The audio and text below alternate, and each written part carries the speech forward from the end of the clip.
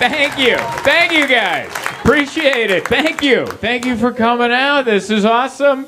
We're here at a church. Yeah. This is where comedy should be done. And just a hollowed out church. Glad to know religion's doing well out here. When a comedy club has the money to rent an old church, you're like, oh, that was on the market for a while. That's definitely what it is. So thank you. This is awesome. It's first time, not my first time in Scotland, but my first time here in Glasgow.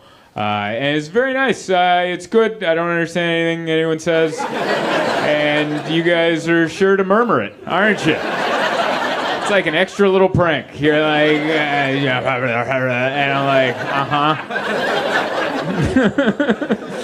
I've been doing that when we checked into the hotel. She was telling me all the stuff about the hotel, and she's probably telling me where to go to get to the elevator and how to do everything that I'm like, And then I stood there, I'm like, where's the elevator? And you guys call that a lift. That's good.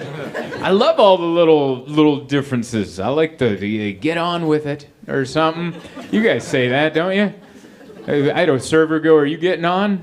All right. And I was like, yeah. You know? Does that mean order now? Or is that just a how's it? You know, how's it going? Because I remember I saw a movie. It was like a comedy movie where like a guy and a girl met at a bar. And then the guy was like timid about getting her to come back to his place. And she just goes, so you want to get on with it? And they ended up having, and I'm like, so when the waiter was like, how's it going? I'm like, we just want to eat. You know, like, I didn't know what he was asking. I'm like, I don't know what they offer here. It's very nice. Cold. Nice and cold. Everyone's been apologizing, and apparently last week the weather was immaculate. Everyone's been like, oh, you should have been here last week. It was great. Everyone's covered in sunscreen. I'm like, no, this is what I wanted to see, all right? I don't want to see a bunch of pale white people burning in the sun. I want to see people bundled up. I want to see rain. I want to think about poetry. That's what I want to think about. I want to have a pint and say stuff and do things. That's what I'm into. It's been a fun start to the trip. We before we even took off, because we landed last night, and before we took off from San Diego, we woke up in the morning, and we have two, my mother-in-law and my mom. They're very anxious people, and they're like, so you're going on tour? You're still going to Europe, and you're going to go to all those places? And we're like, yeah, we're going to go to all those places. Like, you do know there's a war?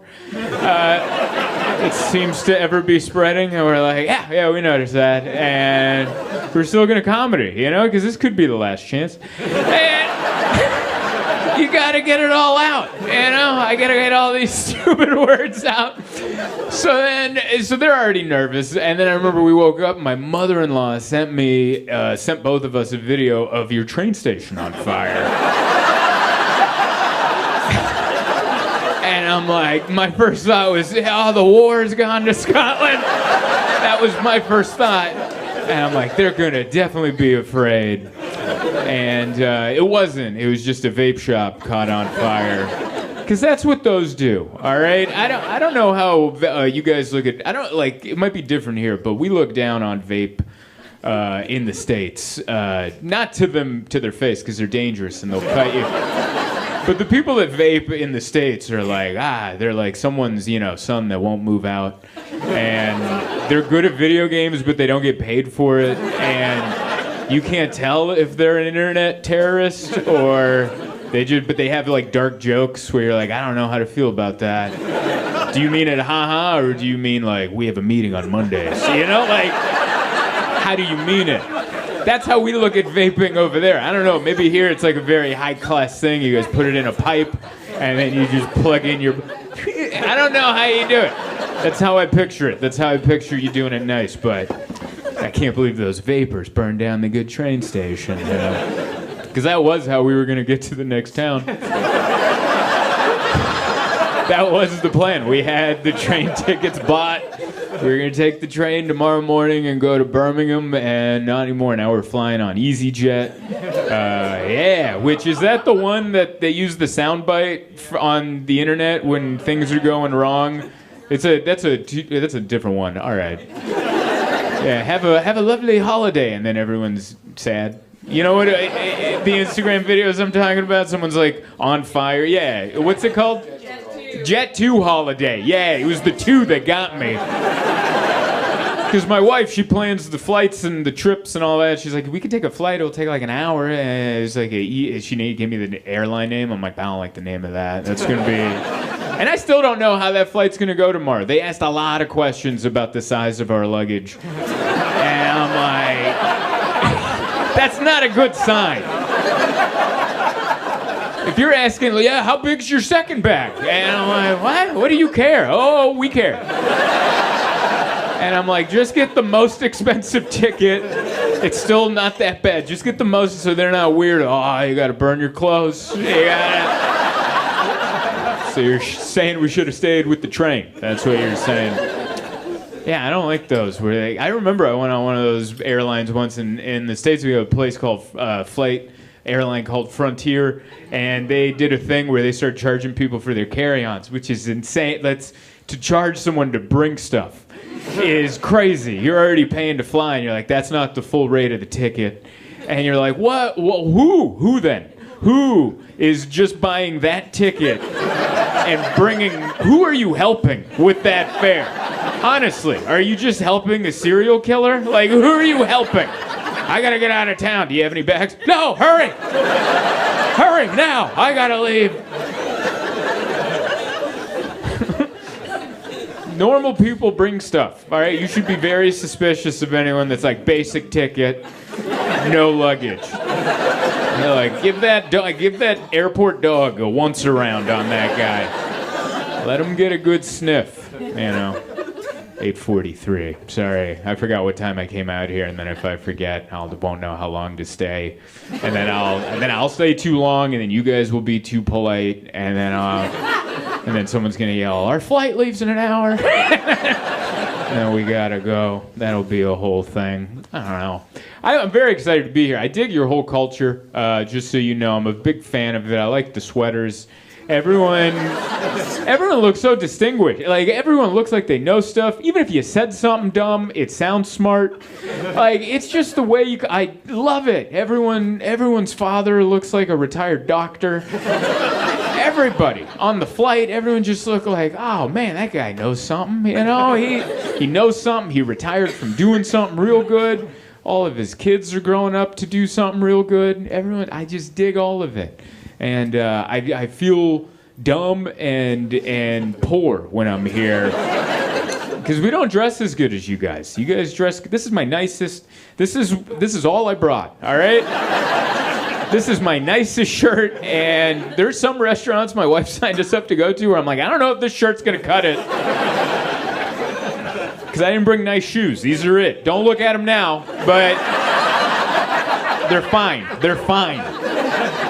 But if it's one of those places where some guy's wearing like a scarf with a suit, I'm in trouble. I'm in trouble. Everyone's nice. One of the things I definitely do enjoy about your culture is you seem very open to just laughing at people. And I appreciate that, all right? We flew out of here on British Airways, and I forget what they were handing out menus for the food, and I thought they gave us 2 menus, but it was one for my wife, and I tried to grab it from my wife because I thought there was 2 of them stuck together. I'm like, hey, don't take both of them.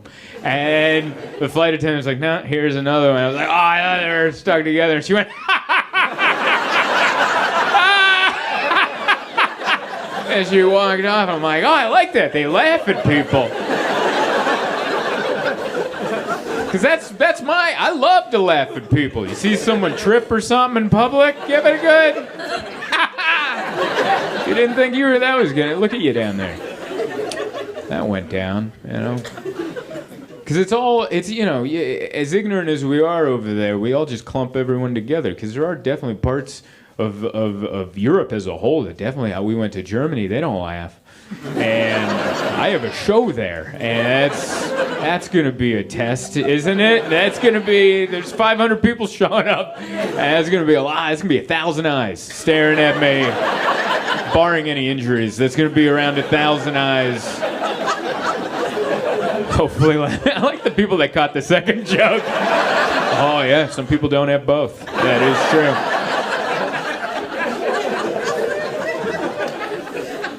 But yeah, I remember that was one of the first. I didn't know that like German people they don't smile that much, and they stare. We noticed the staring, but they don't smile that much. And when it clicked was my wife and I were out there, and then a lady tripped in front of us, and we laughed at her. And you guys get that, right? That's your whole. She wasn't injured, by the way. It was just a little stumble, and she made she made a little noise. She made a fun noise. She wasn't hurt. That's comedy for everybody. We laughed, and then there's like people around us like, oh, why would you laugh at that? I'm like, oh, they don't laugh. But they stare. They should tell you that when you go through customs. When they stamp your passport, hey, welcome to Germany, just so you know, we stare. And we don't smile, so that's a good...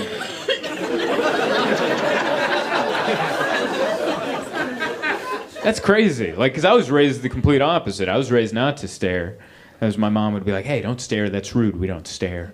And over there, they were raised like, why aren't you staring? That guy looks uncomfortable. Stare at that man. Stare at him while he paces this hotel lobby looking for a place to sit down. Stare at that man.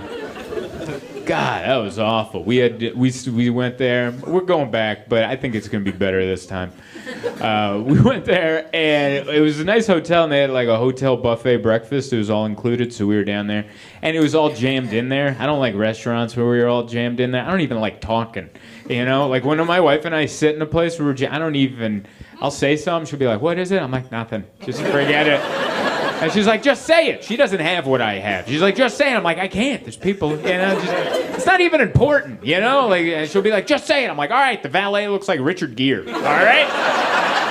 That needed to be said at a louder volume. Now they know. You know. But I remember I hated that hotel because every day I would be at that little breakfast and I was just eating. And I remember I finished my breakfast. And Emma, my wife, she got up to get more feed from the buffet. And then I was going to join her. Because I wanted some more food too, but I didn't know where to put my fork and knife because I pushed the bowl away. I'm like, you can take the bowl, but I didn't want them to take my fork and knife because I had to stand in a line to get my first fork and knife. And while I was standing there, I'm like, I don't know what to do with my hands. And so I pulled out my phone, but it was Germany. I didn't have cell phone reception in Germany, so I'm just reading Best Buy emails that won't load. And I remembered that. I'm like, hold on to your fork and knife, you know, because you don't want to do this line again. And I didn't know where to put the fork and knife. I didn't want to put it in the bowl because they're going to take it. And I couldn't put it on the table because there's egg yolk dripping off of it. And what I wanted to do was just suck off the egg yolk, all right? That's what I do at home in the privacy of my home. I just suck off the egg yolk. But I couldn't because I felt like everyone was staring at me because they were. And so I was stuck in like social purgatory. I'm like, I don't know. I can't put it there. I don't want to stand in that line. I can't suck it off. And then my wife came back. I was going through this for so long. My wife had time to get more food. Come, sit back down. And she doesn't have the social anxiety that I do. She threw a fried egg right on top of a croissant. Just wow. Egg yolk flew everywhere. And it gave me the confidence I need. I was like, hell yeah. Sucked off the egg yolk. That's why you have to marry your opposite, okay? If you're nervous, Nelly, like me, you can't marry another nervous person. Otherwise, you're both just there going, I don't know what to do with her fork and knife. I deal with that a lot. I don't know. Social anxiety isn't always there. It's just sometimes there. And sometimes I don't have it, which is weird. And sometimes I'll talk to strangers, and it goes well. You ever have that happen? You talk to a stranger, and it goes so well, you repeat the conversation in your head afterwards, and you're like, that was awesome. What? You were so smooth back there. You were courteous. You didn't say anything rude. You were funny without trying too hard. You remembered to blink. That was awesome back there. You did so good. You know, at the end, he's like, see you later. And you're like, not if I see you first. You're like, where the hell did that line come from? You were sharp back there. That was awesome. But then other times, I feel like social anxiety is kind of a failsafe to keep you from embarrassing yourself in public. It'll just be like, no, don't do that. You know, don't do that. Don't go outside today. No, today feels like an embarrassing day. Stay inside. Like I had this, we ordered room service when we first got to Germany. It was a long flight, so we got to the hotel. And my wife's like, hey, I'm going to order room service. Let's just lay in bed. So we put on the hotel robes and laid in bed. And she's like, hey, when the food comes, can you get it? I go, yeah, for sure. And then a few minutes later, there's a knock at the door, so I got up. And you ever forget what you look like to the outside world? Like, I know who I am in my heart. I'm a good person. I pay my taxes. I would never hurt anybody. But to the outside world, I'm wearing this robe, and I just didn't realize it. I remember I opened the door, and it was a young woman there, like 20, 21 years old, and I was just there like... Not to her, to the food, all right? Like, we hadn't eaten in hours. We were famished. I'm like... And she's like, I know. And I'm like, come on, don't be bashful, bring it on in here. And she brought the food in, but she never stepped foot into our hotel room. It was like a magic trick. Her feet were planted in the hallway, and she just shoved the cart. She just like Stretch Armstrong, just there you go. And I remember going, what is wrong with this girl? And I was like, whatever. And then I closed the door, and then I turned. There was a full-length mirror, and I was like, oh,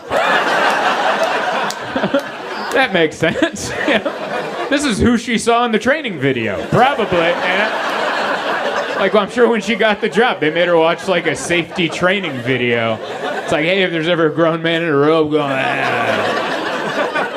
come on, don't be bashful. That sucks to find out, isn't it? You just know who you are, and then you catch yourself, and you're like, that looked creepy to that person. Damn it, you know? But no, it's going to be a real fun trip. We're going to EasyJet, whatever. We're going to find out why they ask so many questions about our luggage. Who the hell knows centimeters? That's what they asked. It was like, oh, how many centimeters is your second bag? And I'm like, what? Now I got to pull out my phone and try to measure my... Just let me in, all right? Stop messing around. I gotta get over there, and the train station burned down. Trust me, this is not my first choice. But yeah, I hope your train station gets up to ship. It looked beautiful. Sorry. I don't know if that's a historic thing that went down, but we walked by it, and they're still putting water on it. And I was like, man, that is... I'm telling you, vapes. These are the people that are gonna survive. Whatever comes. But yeah, fun stuff. Fun time to be traveling around the world. Things are going well.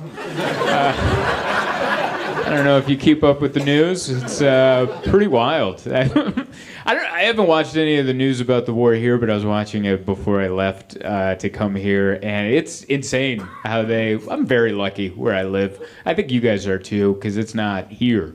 Because they showed the war, and it's just mayhem and destruction and sadness. And then they're like, oh, it's also affecting us here at home. And it was just some guy at a gas pump going, ah.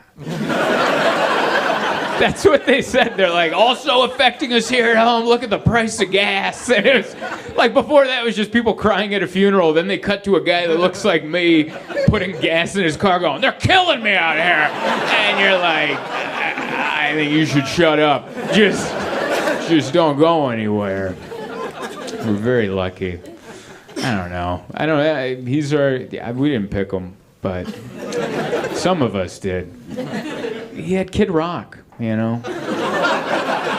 The other one didn't have Kid Rock. Isn't that crazy? That's going to be in the history books. And they're like, how did he win the election? He had Kid Rock. And he had a Kennedy that was alive, but he was like an offshoot Kennedy. He was like a discount airline Kennedy. He has cooler people, like the podcasts. We live in a different era. We like podcasts now. We like when people sound smart, but not too smart. But just, you ever hear someone play the guitar, like the first 10 seconds of like a Metallica song, and you're like, that guy can play the guitar. But then you're like, hey, can you play the next riff after that? You're like, oh, no, I can't do that. That's the bar for intelligence now. Hey, did you read the introduction to 10 books? You're like, yeah. Did you read the rest of the book? Oh, no. I got a nice stack next to the bed, though, and I like to make sure the cleaner thinks I know what's going on. Thank you, one. Thank you, one person with a cleaner.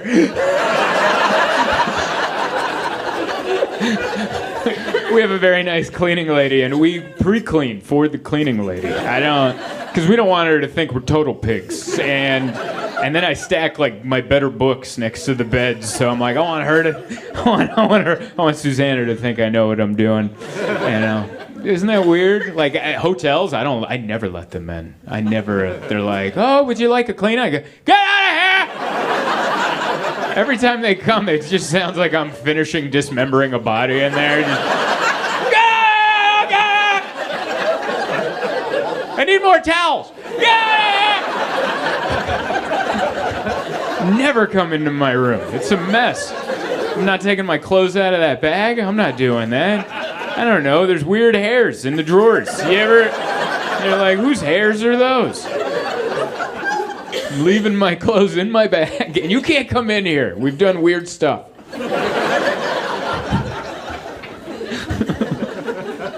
Yeah, I don't like anyone coming around, sniffing around. I'm like a very private person. I like baths. I took a hotel room that has a nice bathtub. Took 2 baths already. I haven't even been here 24 hours. I've taken 2 good soaks. And the second time I noticed a lot of hair in the tub. And I'm like, that had to have been mine from the last time, right? And then it just, I've been so jet lagged. I pulled the cork on the tub and I didn't leave as the water left. I've never been that tired before, where I've stayed in during the evacuate. And it was weird. I don't know. I can't describe the feeling, but you feel your weight again.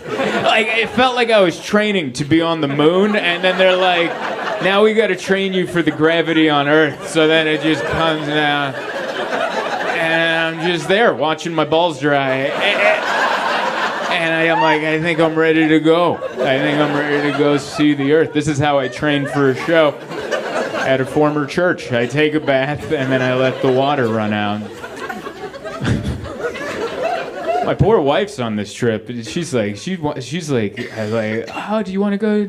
And she just sees the dread in my eyes. I don't want to do nothing. Like, I want to be the YouTube guy. They'd see, the traveling. Woo! I just made an appointment. We're going to learn some basket weaving by a local villager. And then we're going to pet her donkey. And she's going to make us, she has cheese in her drawers. And it's old Scottish cheese. I don't know, I'm making stuff up. But, like, there's people that are into that. And then they film it. And then you watch it. And you're like, man, I'd love to be that adventurous. And I love the idea of it. And then I get out here. And I'm like, I got to get up. Can't you just bring some of the cheese here? I don't need to see it, Like, we went for a walk today, and we just picked the one part it rained in. And, by the time we got out of bed, my wife's like, I found a good coffee shop. I was like, cool. We walked there, it was great. And on the walk back, it started raining. And then it started hail. By the way, on the phone, it said no weather at all. Have you ever looked at?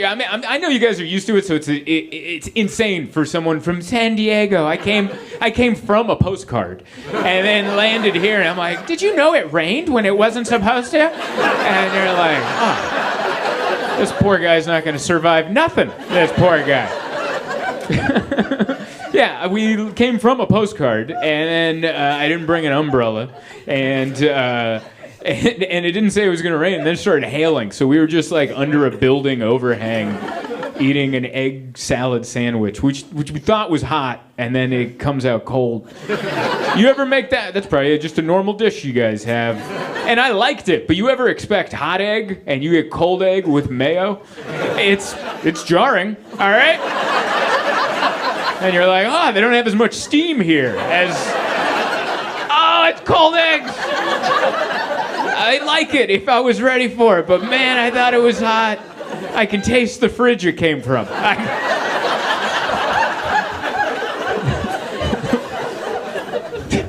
Thank you. I like some of the, I love doing comedy because you can tell who's like, that one really struck you. There's certain jokes. The cleaning lady joke got someone back there, and tasting the fridge through an egg salad got this lady right here. And it's like, yeah, who hasn't been to a family barbecue? We all have family members where you're like, don't eat a thing out of their fridge. They don't believe in expiry dates.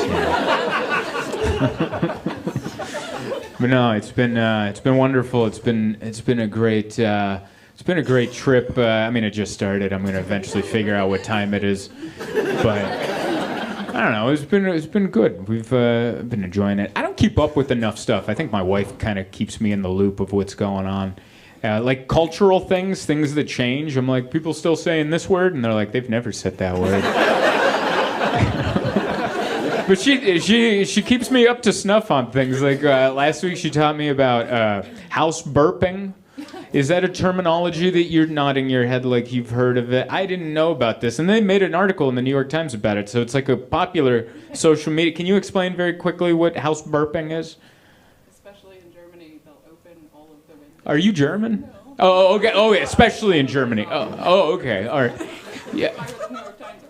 Oh, you read the Times article. All right. But I'm sorry, I cut you off. So they open all the windows in the house, even in the wintertime. Yes. It's like actually a law. Oh! I missed that part of the article. For the landlord, it's a part of the lease agreement that you must burp your house for a certain amount of time to let the air Circulate through. Oh, that sounds so much better. Because, like, I didn't know, that makes sense in, like, a place where it doesn't warm up and you're like, hey, get it out. But, like, my wife, she was reading this thing to me and she's like, it's where you open the windows to let the fresh air in. And I go, I don't think that needs a name. That's how I felt about it, but I guess right? Like why do we live in a day and age where everything, we have to brand and name everything. And you're like, hey, I do this once a month. I open all the windows in my house. Why do you do that? Oh, we're burping the house. And then there's articles about it, and like that. I don't think it was that long ago. People would just be like, it stinks in here. Open the house. And I guess in Germany, landlords got tired of going, hey, it stinks in here. Can you open? We're going to write it in the lease. And we can't write it stinks in here because that's offensive to the renter. So you just go house burping. But yeah, I don't know why we have to give everything a terminology, Everything, in the last few years, I remember a couple of years ago, it was like, oh, this guy's raw dog in a flight. That was a term. And that's just where you sit on a plane. And you didn't bring headphones, and you didn't bring a book. That's all it is. You're like, oh, he's really raw dog in that flight. And you're like, why don't you calm down, all right? Why are you bringing unprotected sex into this? It's just me sitting here. He's raw dog in that flight. I'm like, couldn't be further from that. I am sitting here going, man, I gotta buy headphones. Hey, make it loud for the person you came to see, Zoltan Kaszas.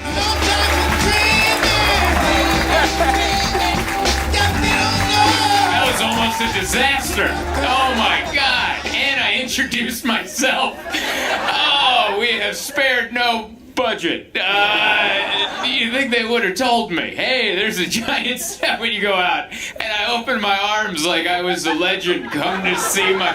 Hello, it is me, Birmingham. And then I almost blew out my knee. Oh, you have no idea what's going on with me. I ate Nando's before this, and it's turning. And I was already clenching when I walked through the curtain, and that last step could have opened the floodgates and a white floor. Wow, we were really playing a gamble on that. Jokes are better without being explained sometimes. Sometimes the more you explain a joke, you're like, wow, you're making it less funny with each pass.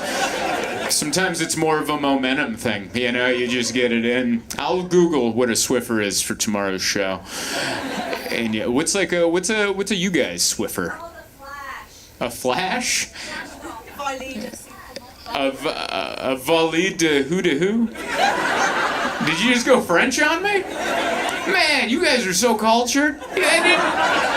Dude, when someone in the States says something French, we mock them. We go, oh, and you nailed the accent. Even me doing the laugh, you guys are like, is that the type of comedy we bought? And I love that about you guys. Everyone's educated. Everyone looks like they know stuff. You I don't know. You guys all look like you knew the answers were in the back of the book, but you didn't go look. You're like, I want to test myself. I want to better myself. I appreciate that. By the way, this is the type of comedy I do. I go around and I just give compliments. That's what I do. Sometimes comedians are like, let me take a dump on this town, and I'm like, no, let me tell them how great they are. And I'm here to make you feel good. Well, sorry, I just remembered I almost fell. I forgot for a second. I'm like, remember when you almost fell? Oh, for something makes me feel, if I would have fallen on my face, even with the hour I have, I wouldn't have won you over. You know? Even if I would have said something that was accidentally smart, you'd be like, yeah, but he fell. Remember when he fell? I don't think we should listen to him.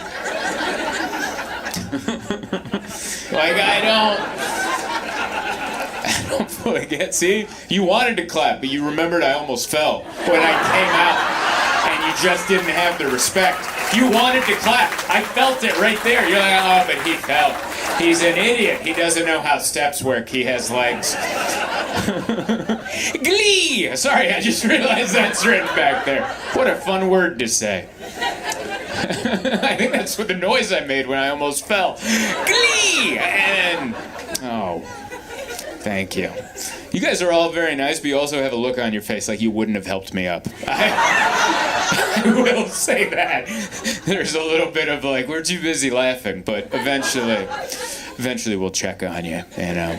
It's awesome to be here in London. This is insanity out there. I can't believe people that like my comedy put up with what goes on out there. Like, the people that would connect with my comedy would see that situation and be like, I'll just watch them on YouTube. I don't need to put up, that was insane. I walked here from my hotel going, oh, man. No one knows what direction they want to go. They're with groups, they're holding hands like they're trying to find the good end of the Titanic. And... we gotta go up to the top, follow the rats, and then you mix in just people on bikes. There's people that tried to ride bikes through that, and they should be arrested, all right? Get someone with a stick to hit them and go, what are you doing? But it's very nice to be here in London. Beautiful, beautiful city. All of the UK. This has been a whirlwind of a week. I came in on Tuesday, I think. I don't know. I can't tell if I'm jet lagged or depressed. Have you ever had that moment where you're like, am I sad or is my body not sure what time it is? Maybe you can decide. I took a bath yesterday and I was like, this feels good. But then I unplugged the water and I didn't leave. You ever stay in the bath as the water leaves? And you just slowly get your weight back, you know? And you're like, no, this is depression. That's definitely depression. I don't know what that is. It's been insane. Man, every town we just get up, like, oh, what's it like to be on tour? It's no sleep, and then hurry up, we gotta get to a train. And then you get on the train, and then you get there, you're like, hurry up, you gotta get to this. Now introduce yourself, run out there. And they're like, how'd you enjoy Birmingham? I saw the Sabbath Bridge and I took a nap. That's what I did. It was great. We started in Glasgow, whatever. You know what's so funny? Every town has corrected me since then. In Bristol, they corrected me. Birmingham, they corrected me on how I pronounce Glasgow. And over there, those people were like, we'll allow it. You know? I liked it. If they corrected me, I wouldn't have understood them anyway. And they whisper. Isn't that interesting about them? Like, I didn't understand a word they said. I just nodded. It was a lot of, oh, yeah. That was me checking in at the hotel. She's reading off all the amenities and where the elevator is, probably. And then at the end, I'm like, she's like, you're done. And I was like, oh. And I'm like, so the elevator? And she could see in her eyes, like, oh my God, you didn't get any of that. But I like it. They're hard to understand, and they whisper. That's good. You think you'd bring it up a notch. And they're like, no, you're going to get to my level. But no, it was a crazy, the day we flew out. By the way, I have my mom and my mother-in-law are like, you guys are still doing this European thing? And I go, yeah. And they're like, there's a war. And I go, yeah, not there. And she goes, how do you know? And I'm like, well, we better do it now, right? And in the morning, we woke up to fly. My mother-in-law sent a news story saying that the train station in Glasgow burned down. And that was how we were supposed to get to the next town. And as soon as I got it, I'm like, man, the terrorists already hit it. And then I found out, oh, thank God, it was just a vape shop, you know? I've never been so happy to say, I've never said that before in my life. Oh, thank God, it was just a vape shop. I've never said, thank God it's a vape shop before in my life. Anytime I'm like, ugh, it's a vape shop. And I was like, thank God it was the vape shop that burned down the train station. So we had to take an EasyJet flight to get to our next thing. That was fun. Yeah, I got to experience. I didn't know what I was in for. I should have known, because when we bought the flights on my phone, they just kept like asking how big exactly our bags were. And that's not a good sign, you know? Usually they're just like, do you want to check a bag? And if not, you can have one bag and then a second bag. And they're like, how many centimeters is your bag? And I was telling my wife, I'm like, we got to nail this, all right? They're going to throw our luggage out of the back. I got to tell you, I'm not a big, if anyone works for EasyJet, listen, maybe they're nice. I hope they have good benefits. I didn't care for them. I didn't care for that whole airport. I don't know if it's just the Glasgow airport or if all of your airports, but it's not the gate and where you hang out, they don't know each other. Like, we had breakfast at a restaurant, and we're like, we'll go to the gate later. There's plenty of time. And then as we're going there, I'm like, there was not that much time. It was just nothing but corridor after corridor, and then thin corridors. A lot of people heading on a plane. Maybe you want to make that a little wider. They're like, no, make it narrow. Let's get people to know each other. Let's bump into some strangers. Let's build up some animosity before we get on this flight. Yeah, that should go well. Hey, that guy that bumped me is going to recline a seat. I'm going to punch him in the head. And then we get to the gate, and then I look out the window. They're making us board outside. We went through a quarter mile of indoor hallway for them to go, get out there, climb up those stairs. And I go, I'm so mad at that vape shop right now. Because guess what? A train, they have an overhang. They protect you from the elements. They made us go outside. It was wind and rain. It looked like the end of like a World War II movie. Like, get on the plane. And we're all just soaking wet. Oh, what a disaster. Yeah, it was something, but I've been enjoying it. I like your whole general vibe. I will say that about the United Kingdom. I know you guys are all very different, and some of you don't like Scotland, or Scotland doesn't, and then the other one doesn't like the other. You're like, is that guy Welsh or whatever? And then the other. Listen, I don't know any of that. But I like your overall general vibe, you know? Like, I like it's been sunny, but when I landed, they're like, it's raining, but you should have been here last week. It was really nice. And I'm like, that's not what I'm here for, all right? I want it to be kind of drizzly. I didn't come here for sunshine. I don't want to see pale white people burn. I want to see depression look amusing. That's what it is. When it rains here, you guys just, with your little, and then, I don't know. You guys are just, I'm into it. Everyone has good sweaters. Good sweaters. You guys are all dressed well. God, I look like a bag of ass. This is the best shirt I brought for the entire week. This is it. We went to nice restaurants, and I walked in going, man, we should have packed more stuff. You guys are good people. I'm getting along with the language. Like, I know it's English, but... You know what I mean? I like the little things you say. How you getting on? You know? I've figured that out. Yeah. Let's get on with it. Those are two different things. I've learned that. Because I remember I learned that phrase in a movie. I watched a movie where like it was a couple, it was a guy and a girl, they met at a bar. And the guy was a little sheepish about inviting her over to his apartment. And she was like, she finally just broke the tension. And she's like, you want to get on with it? And he's like, oh, yeah. And they went. And so that's what that phrase meant to me. And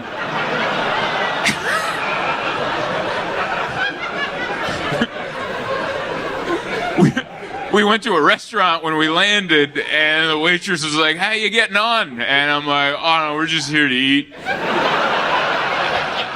I was going to get fish and chips and a beer, and then I was going to, we're not like that. And, I very much enjoyed it. I don't know. I like your culture. You guys still like laugh at people, and I appreciate that. Other cultures aren't doing that as much anymore. They kind of put a pin in that, and you guys still laugh at people. Like if someone embarrasses themselves, you will. Look at that guy. You'll laugh at them until they correct their behavior. And I like that. We don't do that in the States. We'll just go, and film them silently. And then we'll post it. And we'll go, can you believe this guy took his shoes off on the flight? And here you guys, someone will just, you bloody idiot or something, you know? You come up with something. And then that's good. I got laughed at on the flight out here. On British Airways, and it was a nice older lady. She looked like she could have been someone's nana, and she handed out the menus for the drinks and the food, and she handed one menu, but I thought it was two of them stuck together, and my wife grabbed it, so I'm like, I tried to take it from her and split it, and I looked up, and she had another one there for me, and I was like, oh, and she went, just laughed her ass off at me. And I was like, and then I looked, my wife's laughing, they're both pointing, laughing, and then I'm like, I've never had a flight attendant laugh at me. And I've embarrassed myself many a time on a plane, and usually they go, like they give a little look and move on, and she was like, no, you dumb. You dumb, loud, tell everyone. So that's been good. But no, I've been enjoying all of it. It's not my first time in the UK. I did the Edinburgh Fringe Festival back in 2017, and that was cool. That's where I got to learn about British audiences. It was an interest. I don't know if you guys know about yourselves, but you guys are great. I came out a little timid after the last two shows. They were great, but there was just like a steep drop off between the ha ha ha and then it would die. And I learned that in Edinburgh. Like when I did it, because like in the States, like I can go on stage with like a half finished joke, and then if I don't have a punchline, I just kind of personality my way through it. But you guys don't really dig personality. You guys are more. Like, if this was a restaurant and I was a waiter, you're like, more steak. And you're like, what about a side salad or some mashed? No, steak. I want steak. No meandering, just steak. And that's what it was like at Edinburgh. I had some new jokes I wanted to try, and then I was like, right? And then the audience was like, that's not done. Like, they didn't say it, but they said it. You know, they said it with their eyes. Like, oh, that's not done, lad, is it? I was like, no. And then I had to go write a punchline. It's easier in the States because they respect dumb over there. Like, if you're dumb over there, they're like, that guy's dumb. That guy's got a mullet and he's dumb. Let's listen to who he wants to be president and pick that guy. All right. I thought there'd be more on that, but it's a good time to be here. I live in California, and they just said that California? Yeah, we're in California. San Francisco, beautiful. Thank you. Are you guys out here on vacation? You guys live here, but you guys are just living the life. Dual cities, San Francisco. Man, you guys are loaded. Hell yeah. I just saw your glasses. Those are rich people glasses right there with the extra frame. Where's the driver? You know? It's got one of those. I like that. That is awesome. San Francisco's a beautiful city. I don't know if you saw that, but they said that Iran might have drones that can hit California. I'm like, we left at a good time. You know? Please don't do what the vape shop did to that train station. That's what I'm afraid of. I don't know, but no, I've had a good time of the trip, and then there's a lot more to go. We'll figure it out. I'll eventually get some sleep, or I'll just find out I'm depressed, and I'll just go along with that. You know, it's fun. I don't know. There's like a lot of things I want to mature on. I feel like I'm behind. Like we just talked about the States. I want to know what's going on in the world. I want to know what's going on in the news. And I'll click on the news and I'm like, I don't want to know what's going on. You know?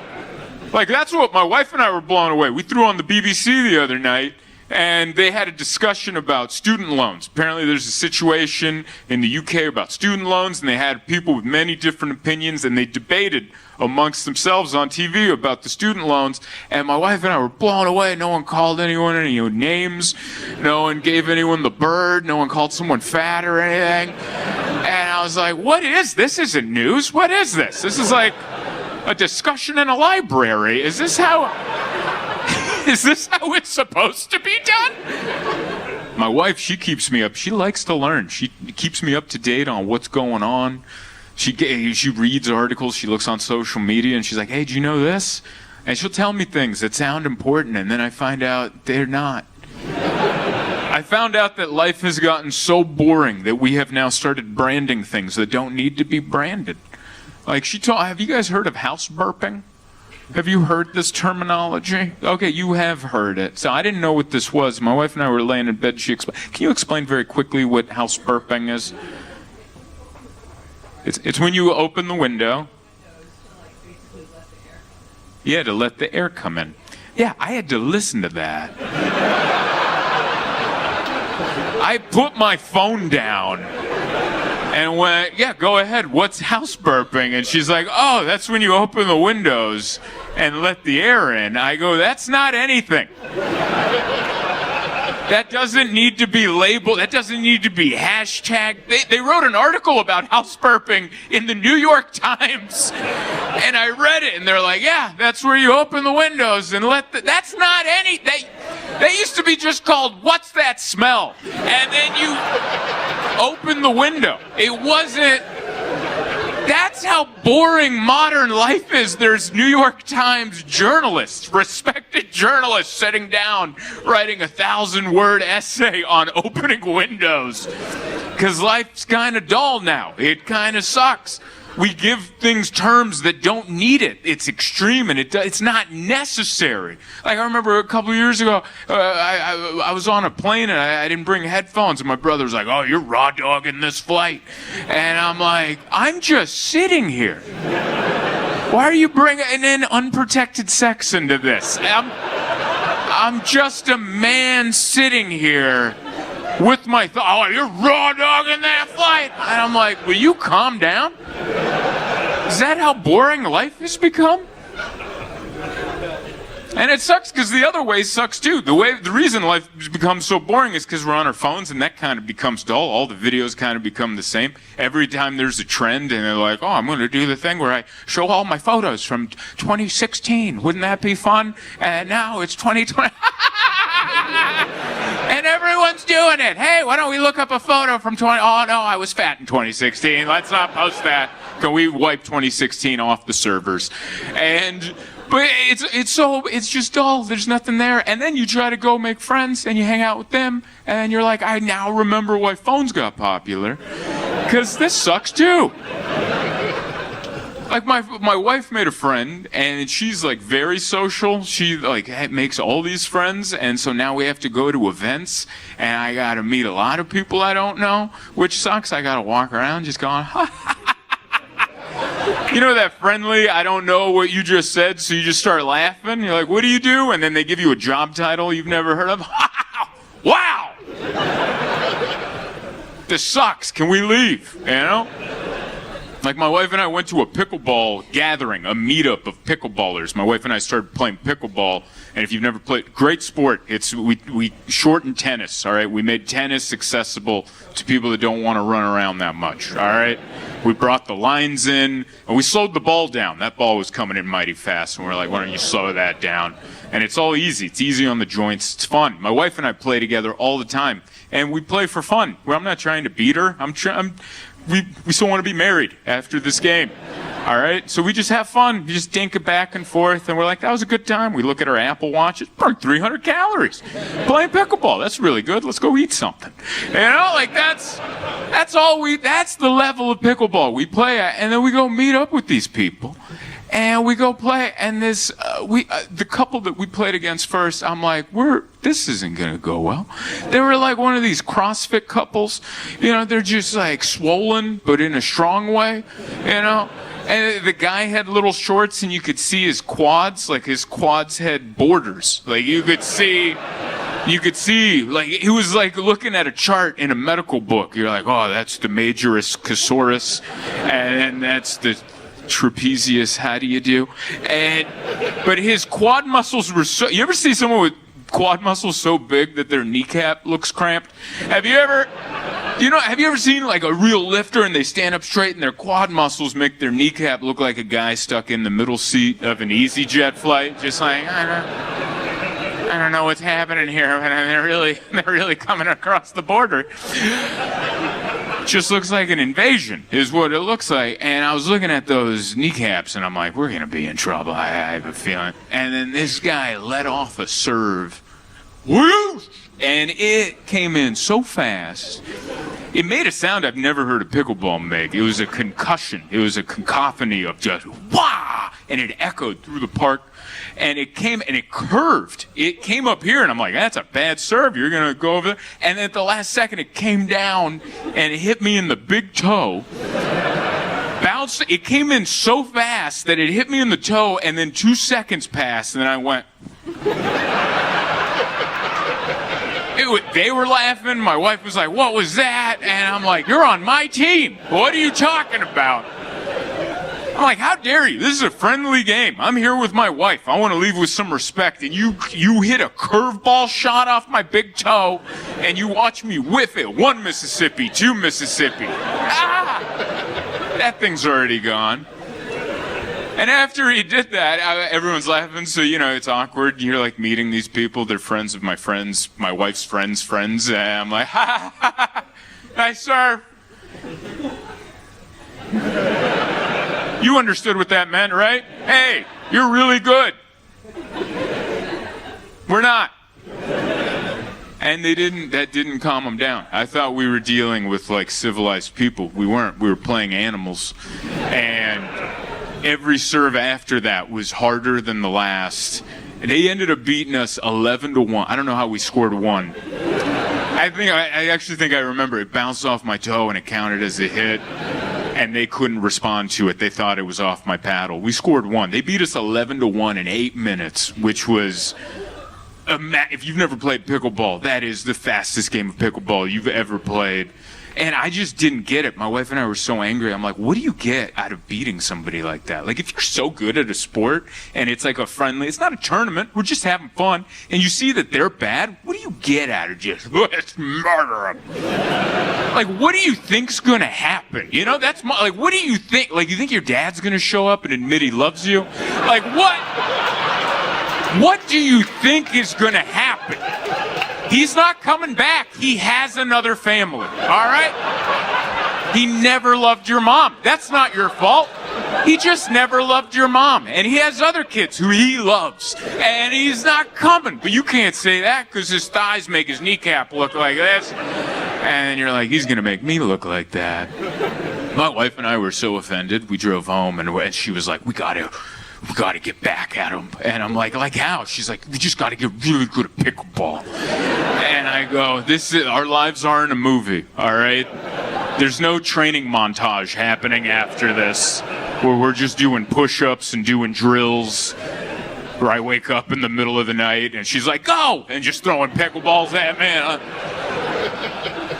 That's not going to happen. We live in real life. None of us are athletes. We don't come from genetics of athletes. We come from genetics of normal people. And it's never going to happen. And she's like, damn it. But she's like, it would be so good if we got really good and we just played them again. And and I'm like, nah, I don't think that's what we would do. I go, you know what's better? And she's like, what's that? I go, we get really good in this fantasy environment. We're the best pickleball players on the planet. We go play them, or we let them win. We let them win. We let them win like 11-5. Like, they won handedly. They beat us. And then we go join a tournament that we know they're going to watch but not be a part of. And we smoke the tournament, all right? We win the entire thing. We get the big dumb plate, whatever. We get a sponsorship deal. I don't know what comes with this. And then they're there and they come up to us. They're like, oh my God, you guys, congratulations. You guys are so good.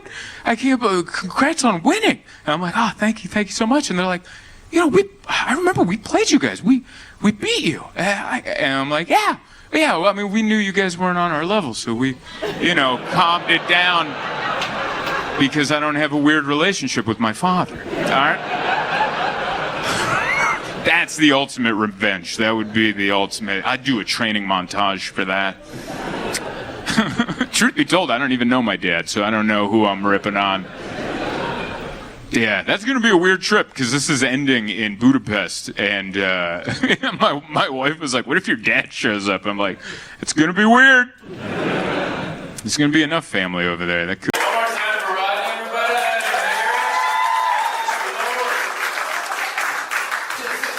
I never met my dad, and I'm scared that if I do, it might be someone like him. That's what I was thinking back there. I was like, man, that could be my dad.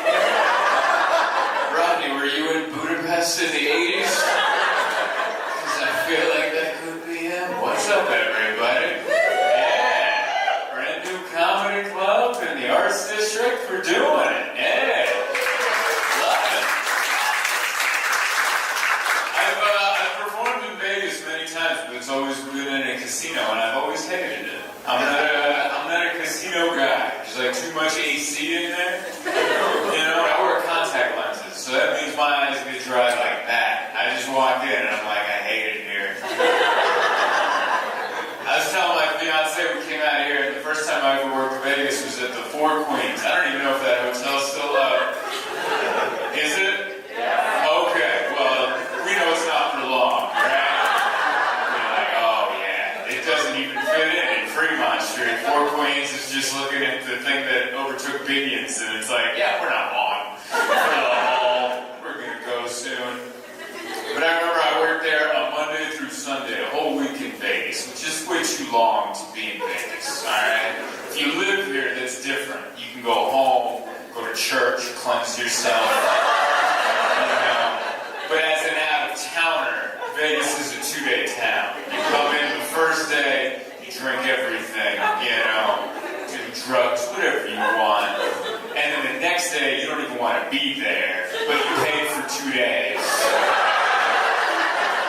So you rev. You ever see someone on that 4-second day who didn't want to be out there? You see some 4-foot margarita strapped to his begrudging, frustrated neck, just... He doesn't want to be there. It's a 2-day town, but I was in Vegas for 7 days. And I remember the first morning I woke up, I came down the elevator to go get some breakfast. The first thing I saw when the elevator doors opened was a middle-aged man bent over a card table getting his hands zip tied. He was being arrested at 10 a.m. And that's how I started my day. I saw that and I'm like, let's get some eggs. And then the next day I came down, also at 10 a.m. to get some breakfast, doors open, and I saw another man just sobbing next to an ATM while his buddy was consoling him. I'm 34 years old. I've never had my best male friend rub my back like this. And he's just sobbing next to an ATM, and they're just doing this, and I'm like, time to get eggs again? It's just sad. That's why I like this. I'm here Thursday, I got 2 shows tomorrow, and then Saturday, then I'm out. We're not even staying at a casino. We're at the Spring Hill Suites next to the convention center. That's as close as I want to be to any of it, We drove in today, it was 5 hours. We got here 5 hours. Then we pulled in, then we had to wait 15 minutes in our car because there was a lunatic meth head running around the parking lot. And we had to wait him out, alright? It was almost like it was Jurassic Park, and we're just in our cars looking at the dinosaur. We're just going to let that velociraptor do a couple laps until it decides to leave. This dude was intense. He came up to the window and was just like, I need a lighter! How do you politely say, we don't smoke? We're closed the window. The window was closed. I'm sorry, sir. We don't smoke. I'm having nicotine withdrawals. That's what he yelled. I'm having nicotine withdrawals, and I'm like, maybe, alright? I'm guessing another, but it was so long, we had to wait 15 minutes. He just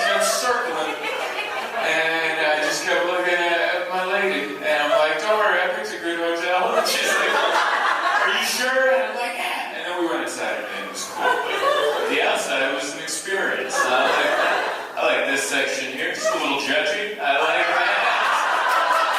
Everyone here just time of their life over here. No, we're the French judges in the Olympics. And we're gonna reserve our thoughts till the end. I appreciate that.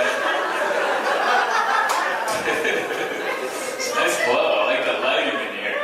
Comedy club, sex dungeon, we go down. Could go either way. Could be a weird swingers setup. We go down. That's to be found out. Yeah. So I do have to ask, because I'm very interested. Clap it up if you're a local, live here in Las Vegas person. Always what I want to perform to. If you're not local, don't worry, I'm not picking on you. You're great too. But like, you know, at the casinos I only perform to tourists. That's where tourists go. And I used to hate it. I used to hate it so much. There'd just be a guy in a Green Bay Packers jersey. And it wasn't even game day. Just, there's nothing sadder than seeing a guy in a football jersey not on game day. Just a regular day. Nothing screams, I need a pamphlet about alcoholism. Like wearing a football jersey not on game day. That's what I like in here. It's nice. The Arts District is coming around. I like that the Arts District is surrounded. Yeah, it's coming. It's coming. The last time I performed in Vegas, I was working at the Strat, and I don't like going to Starbucks. I mean, I'll go if I have to, but I prefer going to like a regular, just a local coffee shop. And I looked, and there was walking distance to get here from the Stratosphere, and I made that walk through terrifying blocks. And they didn't tell you, why doesn't Google Maps have that feature? They should just have a feature where like you look up walking directions and it goes, no. You're gonna Uber, is what you're gonna do. They don't have that. They actually let me make that walk. Boy, was I terrified. And then I had to make that same walk back with a latte. Somehow more vulnerable looking.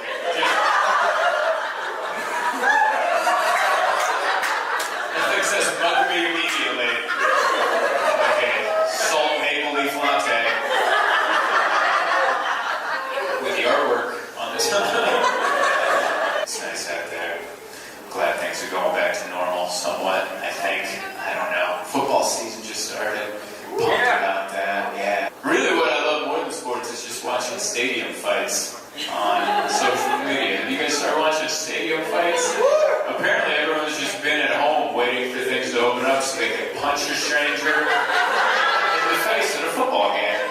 That's what everyone's been waiting for. I've learned a couple things. If you're in a football stadium and you get into a fight, be in the top row. Alright? If you're in the top row, someone down there has an issue with you, wail away.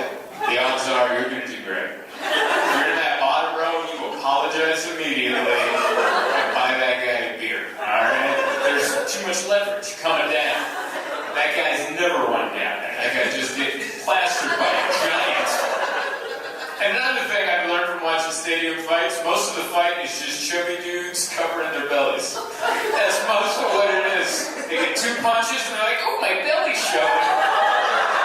And I'm like, this ain't the time to be self-conscious. You're fighting for your life in the mezzanine. Like, you can, ooh, my belly. By the way, that wasn't the big reveal that you were big. It's not like everyone at home is going, wow, he spelled, oh, never mind. All right. This isn't the time to be self-conscious. Punch that person. I don't know. I just want to get my name out there before the world ends. I want to get Zoltan to be a popular enough name where I don't have to repeat it. Yeah. Do you Where's My Car? Yeah, that movie came out my freshman year in high school. And ruined the next 4 years. I was a pretty shy kid in high school and everyone would just walk up and go, Zoltan! And I was like, God damn it. I've learned recently, I guess I've learned my entire life, but my name can either start or end a conversation. It's one of two ways. Like last week I was checking into a hotel and the guy behind the counter goes, Zoltan. Whoa! Zoltan Kaszas? I'm like, yeah. He's like, is that name Greek? And I'm like, no, it's Hungarian. And then he just went went on to tell me about his favorite Greek restaurant anyway. For the next 10 minutes, just went on and on about this Greek restaurant across the street. And he's like, they got falafels the size of your head, buddy. And I'm like, I'm Hungarian. And he goes, well, what do you got? What are you against Greeks? And I'm like, I'll go check out the restaurant. Just calm down. So it'll either be that or it'll be the other way. I was in Memphis, Tennessee 3 weeks ago, and I went to a barbecue place. There's an old man running the counter, and he's like, I need a name for the order, and I'm like, Zoltan, and he just said, no. I've never gotten that response before. You ever said your name to somebody, and they go, no. We're not doing that today at all. And then I showed him my credit card, and I was like, it's right there, and he goes, I'm not typing that in. He goes, around here, you're so. And he just typed in zero. He gave me my receipt, and I was like, what a weird contrast. It's never normal, I'll tell you that. I've never given my name, and they just go, okay. It always leads to something. It's a Wednesday night. How's it going? We're at the mall on a Wednesday. How are you? That was very polite. Some people wooing, some people clapping. This lady just politely waving. Hello. Hi, how are you? Yes, I have the most kind audience members at all of my shows. They're like, woo, yeah. Hi, there you are. So good. Thank you guys so much for coming out. One more time for all the comics you've seen tonight. Make it loud for them. Yeah. So good to be here. I love performing at this mall. This is the nicest mall to perform at. Trust me, I perform at malls all over the country, and most of them look closed. And not this one. This one looks like malls used to look. It's like we stepped back into 1985, and we're like, whoa! Feels good. Feels energized, you know? Because then there's the rest of Irvine, which is just corporate offices for businesses you used to go to. It's so weird. Like, you're like, oh yeah, I remember BlackBerry. Oh, that's where they do their taxes. All right. And you're like, oh my God, a Taco Bell? Corporate? All right. That means there's like an office somewhere with just documents of how many chalupas they sold. 2023. Some guy over there going, I gotta keep up with these chalupa sales. An accountant on Tex-Mex. That's what I like Irvine. I like what you guys got going on. Everything's curated. Everything. Your HOA is on point. No one's going wild with the painting of their houses. Everything's, you got it down to about 3 swatches. No one's hanging up basketball hoops. There's none of that here. You guys got a stiff HOA board out here. Manicured lawns. No one has a relative in an RV. None of that going on over here. I like that. You guys are running a tight ship. I appreciate that. Running a tight ship. Day before Thanksgiving, trying to have some fun, right? Before you got to sit down with the family. Yeah? I love Thanksgiving. It's the best one. It's a holiday. It's all about the food. No gifts. No gifts. You don't have to pretend to say thank you. You don't have to go, oh, how'd you guess? You know, none of that. You can just be like, more. Please feed me more. None of that. All you have to do is shut up. That's all you have to do. Just smile. It's the best holiday. God, I love it. It's good to be here. I flew in from New York today. I flew in, into San Diego. Should have flown closer. Flew to San Diego, got a rental car, and I'm like, what have we done? I think I forgot how long that drive is. From San Diego to here is somewhere between an hour to 6 hours, depending on where everyone is headed on that certain holiday. Man, that drive north, everyone's headed south. Like it's, remember that movie The Day After Tomorrow where the world's ending? And everyone's just heading south like, oh, it's freezing up here. And I'm like, I think we're going the wrong direction. The end of the world is coming from that away. We're hitting it head on. Yeah, flying this time of year. It's the time of year where everyone that doesn't fly, flies. And it's so noticeable out there. You're like, what? Last week I got doused with a bottle of Dr. Pepper from a lady who was putting her bag on the, I had the aisle seat and she was putting a bag on the overhead. And it's 5 in the morning. I'm like, why is it raining right now? And I look up and there's a liter, but just and I was like, I think you got a leak there. And she's like, oh no, my Dr. Pepper.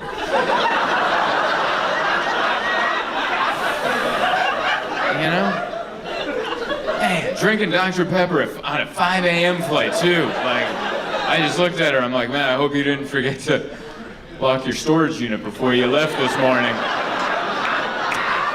You're drinking Dr. Pepper at 5 in the morning, you live in a storage unit. You have a YouTube channel about living in that storage unit. I like the chuckles in Irvine, because you guys have too much money to laugh too hard at that. You gotta laugh in between. Well, you know.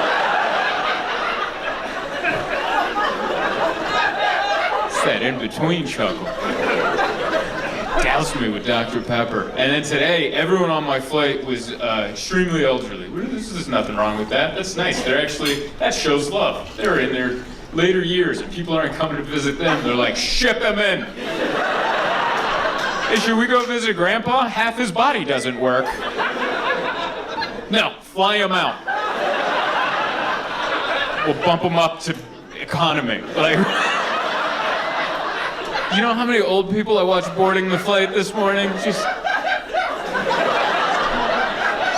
I was like, what? And there's one elderly man. I'm not making fun. I am, but I'm not. But it's from a place of love. Really, I'm mad at the family that owns this elderly person.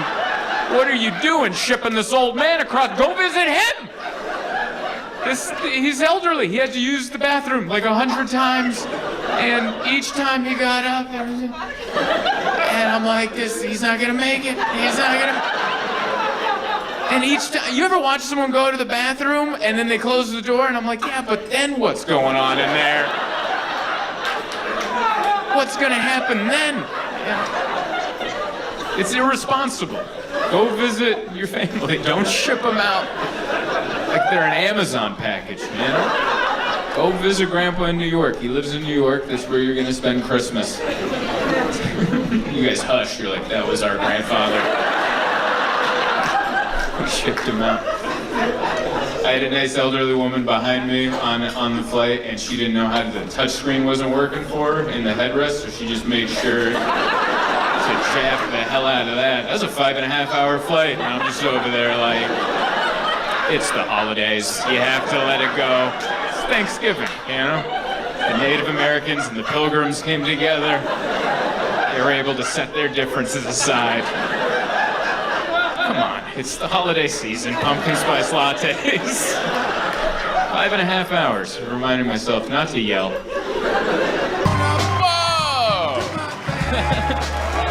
Thank you guys so much for coming out. Some guy's doing the hand signal over there. That guy's showing respect. I like it. One more time for Bob and Hannah. Make it loud for them. Warming you guys up. This is my first time here. This is the most well-illuminated comedy club I have ever been to in my entire life. I feel like the stage lights are on in reverse. I can see everyone's face all the way to the back. Wow, this feels like the 80s. I love this. I feel like we're at an evening at the Improv taping in 1989.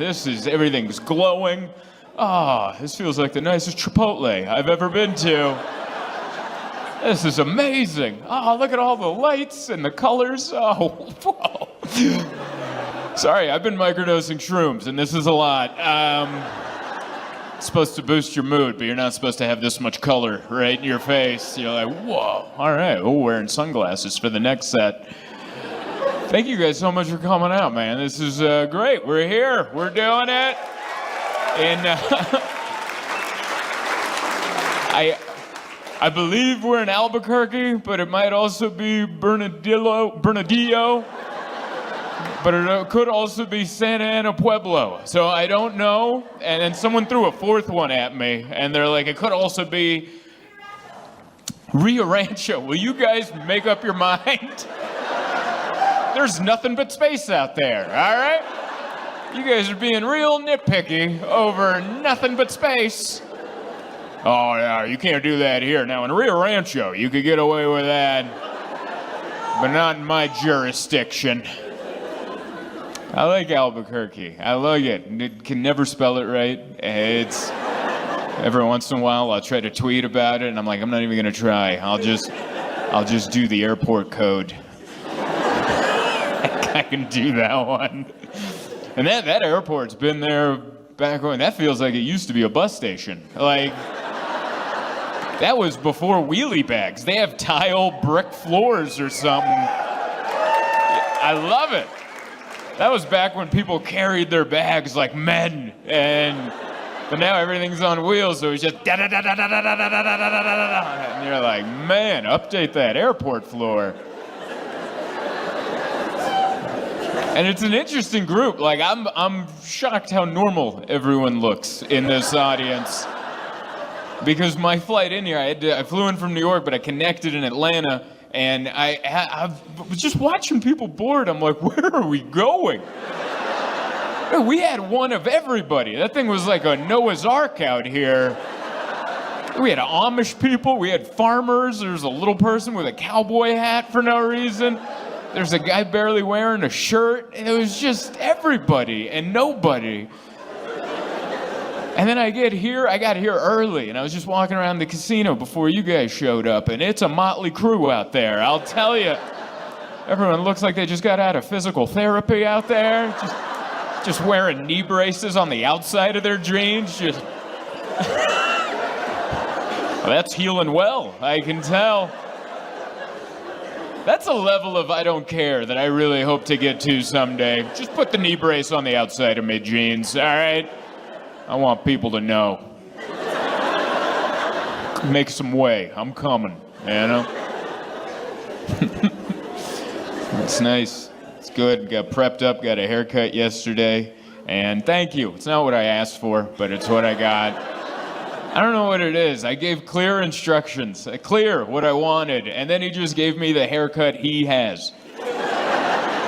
That's happened to me so many times. Like, so many times I give him clear instructions, and at the end, we're both looking in the mirror, and I'm like, well, that looks familiar, doesn't it?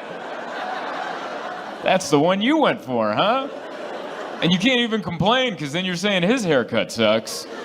So then it's uncomfortable. You put all this grease in there? Oh, I had to wash it out. I'm not that guy. I'm not you know? That doesn't work for me. You have to have the right attitude. That's why there's so many different hairstyles. It has to match your personality. You can't just come in like John Travolta if you don't have, you know? I don't have the confidence for that. You can't have grease, slick back hair, and then just come in, slump shoulders. Those guys don't get sad, you know?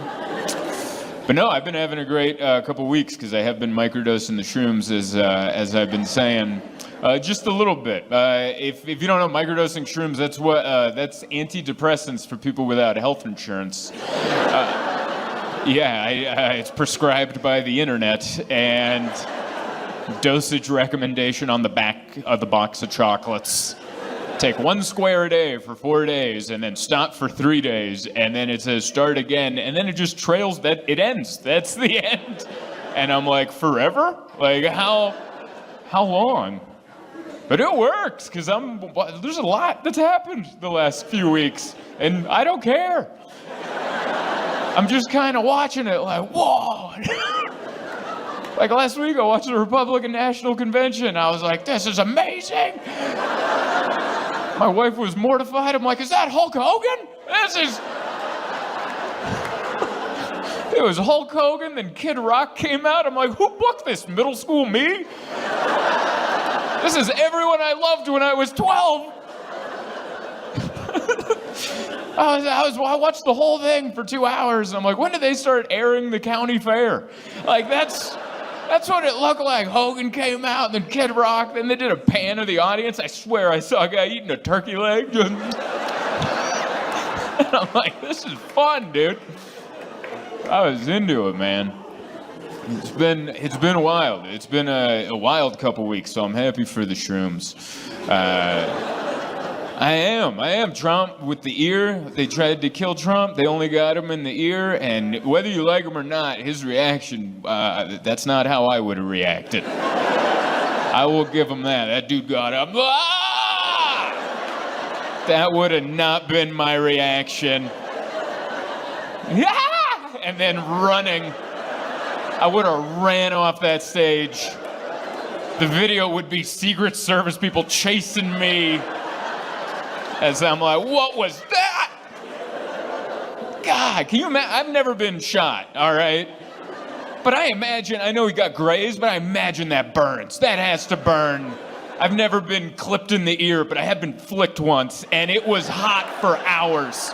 You ever get flicked in the ear? Some bully in middle school for 2 periods. You're like, it's still tingling.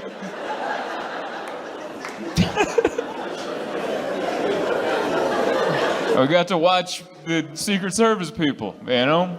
And we always thought they were like, we got to watch them, and they're like, oh, they're just regular people like us. You know, because you just assume they're in the suits with the and they're like, oh, they're so highly trained. And then you see it, you're like, oh. Oh, you're just a human like me. Like, we're all trained for whatever job we do, but sometimes we show up and we're like, what? And that's what they did. Huh?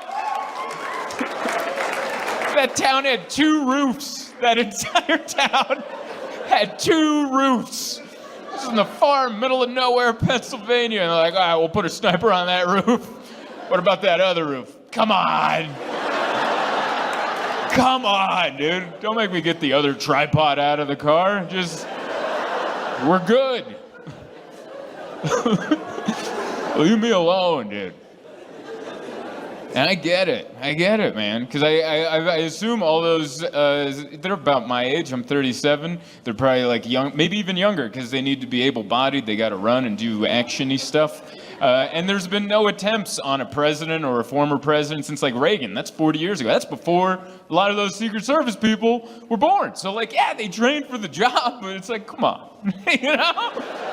Nothing's ever happened. I was like putting myself in their shoes. Like they follow this guy around all the time. You know, he plays golf or something. They got to be around like, and they're doing the motions. But you know, inside they're like, all right, dude. And it's a farm. Like if the speech was like in New York City with a lot of buildings and millions of people, I'm sure they would be like, all right. But it's a farm. There's nothing out there. 2 roofs in that entire town. That town's a convertible. Everything else, no roofs. And they're like, what? Oh, and then they all just, we got to see what the action plan is, which is group hug. Apparently they all just hugged him. And then he went, ah, and then, I don't know if you saw one of them put his hand in it, like to block his face, you know? That ought to do it right there. Can't shoot through that. That's a meat shovel, I'll tell you what. I just work on that gripper machine all day. You're not getting through this. This is a shovel of a hand. Oh, man. Pretty crazy. Yeah, wild, dude. It's been interesting, I'll say that. And Biden dropped out, and which is good. We're not going to get another one of those debates. I watched that one, and then I had to fly and do a show in Canada right after. And I don't know if you guys feel the way I do after that last debate, but I don't think other countries should be allowed to watch our debates. That's private, all right? That's for us. Those are our home movies. Why would they even watch? They don't even get to vote. That's for us. And Biden finally stepped down.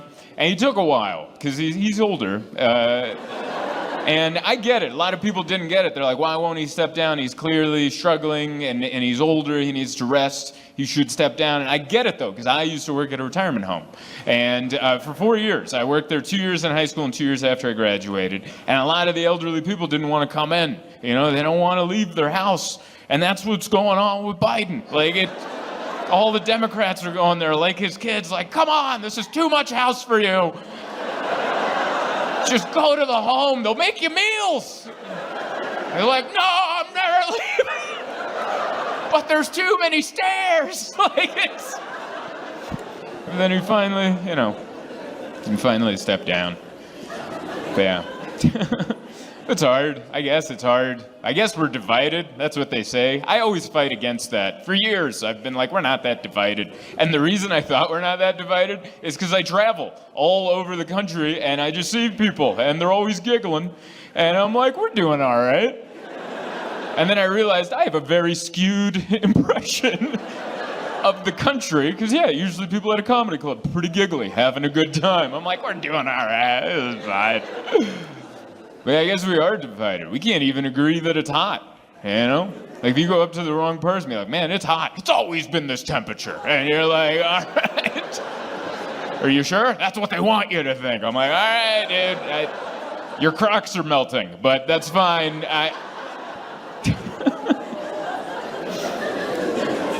It's all just Republican and Democrat, and we gotta choose Republican and Democrat. It's kind of like mom and dad, if you think about it. Isn't it? Republican and Democrat? Like one side's just really worried about the budget. Like, who the hell's gonna pay for this? And then the other side's like, come on! Let's go have some fun. Live a little. You know? But mom cares about what you say in the household. She wants you to be polite. We don't use that word in this household. And dad's cheap, but he'll let you cuss around him, you know? He likes a good off-color joke. Don't say that around your mother, but that's a good knee slapper right there. But now we're just so far apart. It's like mom and dad got a divorce, and they all just went off. Like mom's now like a non-binary vegan who hates men, and dad joined the Klan and thinks the Earth is flat. And we're all in the middle, just trying to decide whose house we're going to for Christmas, you know? Kind of in a tight spot. Oh, man. But yeah, I'm just trying to take care of me. That's what I'm doing. I turned 37 this year, and I immediately started hurting myself. My body fell apart. Immediately. I blew out the candles, and I went for a run, and I hurt my hip on my run. Like, I don't even know what the injury was. It's this hot pain right in the meat here. You know, like under the love handle, but above. I don't know what that's called. The filet mignon part. I don't. that flank. It hurts so bad. It's hot. And so I couldn't run anymore, so I went to the gym and I did the elliptical, and I hurt my calf on the elliptical, which that feels unfair. Like, that's why that machine was invented, to be low impact on your joint. It's supposed to be illegal to get hurt on the elliptical. You should be able to run into that thing and be like, oh, that's pretty rubbery. That wasn't that bad. But I hurt my calf, so now I'm I can't do anything. All I have left is the rowing machine, which I don't know if you've ever done the rowing machine, but you look like a psycho on that thing. Everyone else looks like they're doing regular exercises. Their doctor's like, hey, you need to be in better shape. Get on the elliptical, do the treadmill, little Stairmaster. But the rower, I just look like I'm down there planning something. I look like I'm like, oh, yeah, I'll push the boat out at midnight. That's what I'll do. And the body will already be in a duffel bag. And I'll bring weights to hold it down. No one will ever know. Look like a psychopath over there. And I'm just trying, man. It's slowly falling apart. I don't know. There are parts of it that I am happy about. Like, I finally started getting less erections, which I've been waiting for this moment since I was 12. All right? This thing's been the bane of my existence, okay? Just showing up at random times. And you're like, not now, dude. Trying to get my bag out of the overhead. Why don't you calm down? Thank you. I like the fellas that connect with that. It's the summer. We're wearing shorts and just, and you're like, all right, I guess we're not making this connection. Because I'm not standing up in this moment. Don't get me wrong, like, it all still works, but like when it's supposed to. Like, he doesn't come around unannounced anymore. He's like a polite neighbor. He shoots a text. He's like, hey, are we still watching the game? I'm like, get in here, buddy, you know? But he never just pops in like, oh, I saw your light was on, let's party. He's respectful, which is what I've been waiting for a very long time. This is the moment I've been waiting for. But yeah, I had a nice birthday. My wife took me out for a fancy dinner. It was too fancy of a dinner. It was a dinner that had a dress code. It was this restaurant that had a dress code. You had to wear a blazer to get in. I don't even own a blazer. And we didn't read the fine print, apparently, when we made that reservation. So I showed up, and I didn't dress like trash, by the way. I was wearing a nice button-down shirt. I hit all the buttons. Okay, I didn't get sloppy at the top. I hit all the buttons. I wore my nice shoes, and I went in, and the hostess at the counter was like, "I'm sorry, we have a dress code. You have to wear a blazer to get into this restaurant." And for some reason, I just blurted out, "I don't even own one." Like that was gonna smooth everything over. And they're like, "Oh, we had no idea an Uber ride wasn't gonna fix this problem. Just get on in here." But if you've never been to a restaurant like this, they have extra blazers there for idiots like me. Yeah, they're like, I was like, "I don't even own one." They're like, "Oh, don't worry, we have extras here." And I'm like, "Oh, thank God." And she pulled out the biggest jacket I've ever seen. It looked like Andre the Giant's dinner jacket. And she draped it over me. Like the sleeve went down that far to my hand. It's just my fingers dancing out of the bottom. And I remember looking at her going, "How is this better? How is this better than you just letting me wear my button-down shirt?" I had to walk through the entire restaurant. I looked like a hooker that got caught in the rain. And some gentleman was like, "Oh, let me help you, young lady." I'm like, "Oh my God."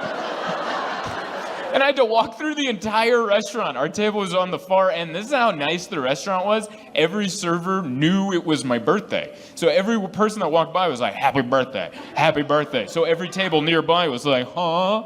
And I'm like, "Don't look at me." I felt like a dog that just came back from the vet with like that cone of shame, you know? You're like, "I need some privacy." I am over 20. Excuse me.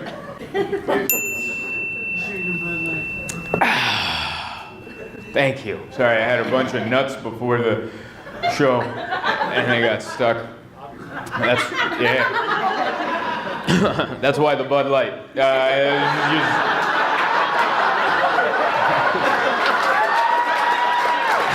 It wasn't a planned joke, but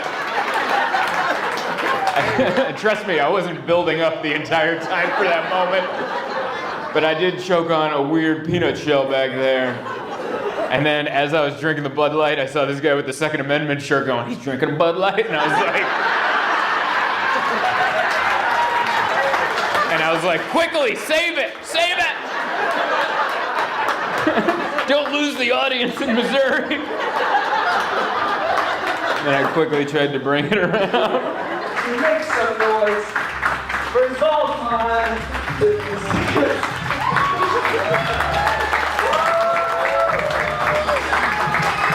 Solid attempt. Give it Carter, everybody. Make it loud for him. What's up, everybody? One more time for Carter. He almost got my name.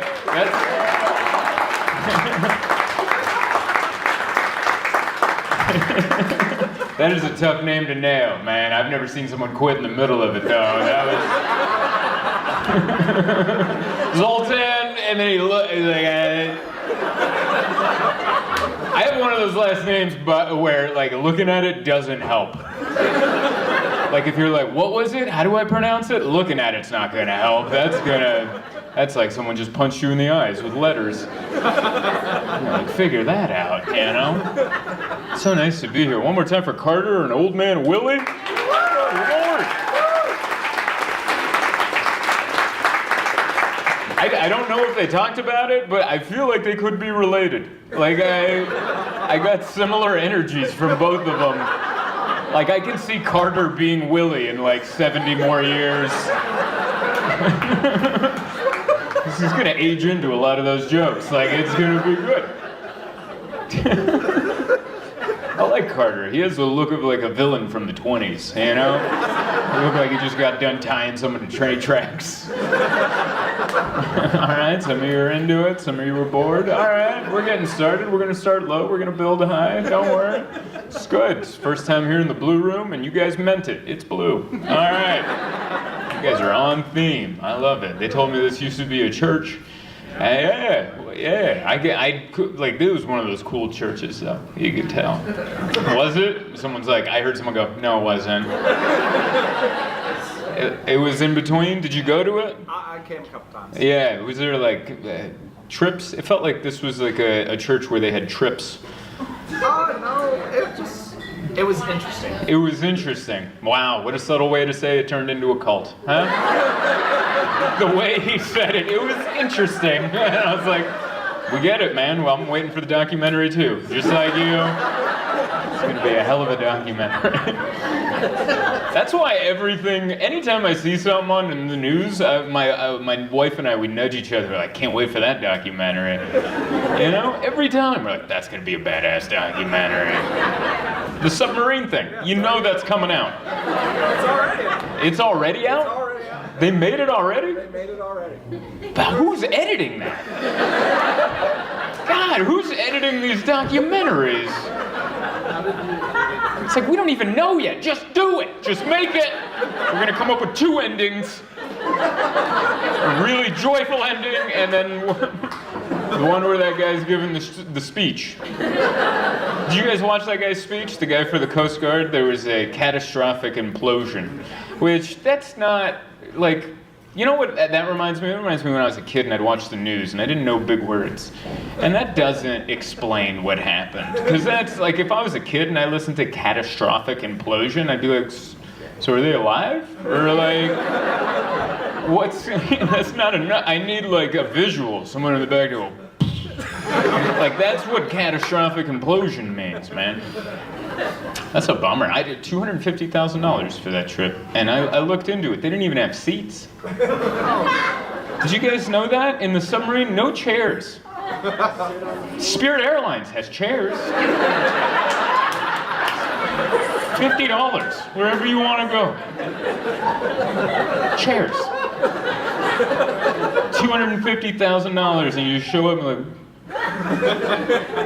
it just looked like they had a drawing. I was on a website and they had like a drawing of the submarine, and they just had a picture of 5 people sitting cross-legged with a one window. They had to share one window. $250,000, one person gets the window seat, and you just...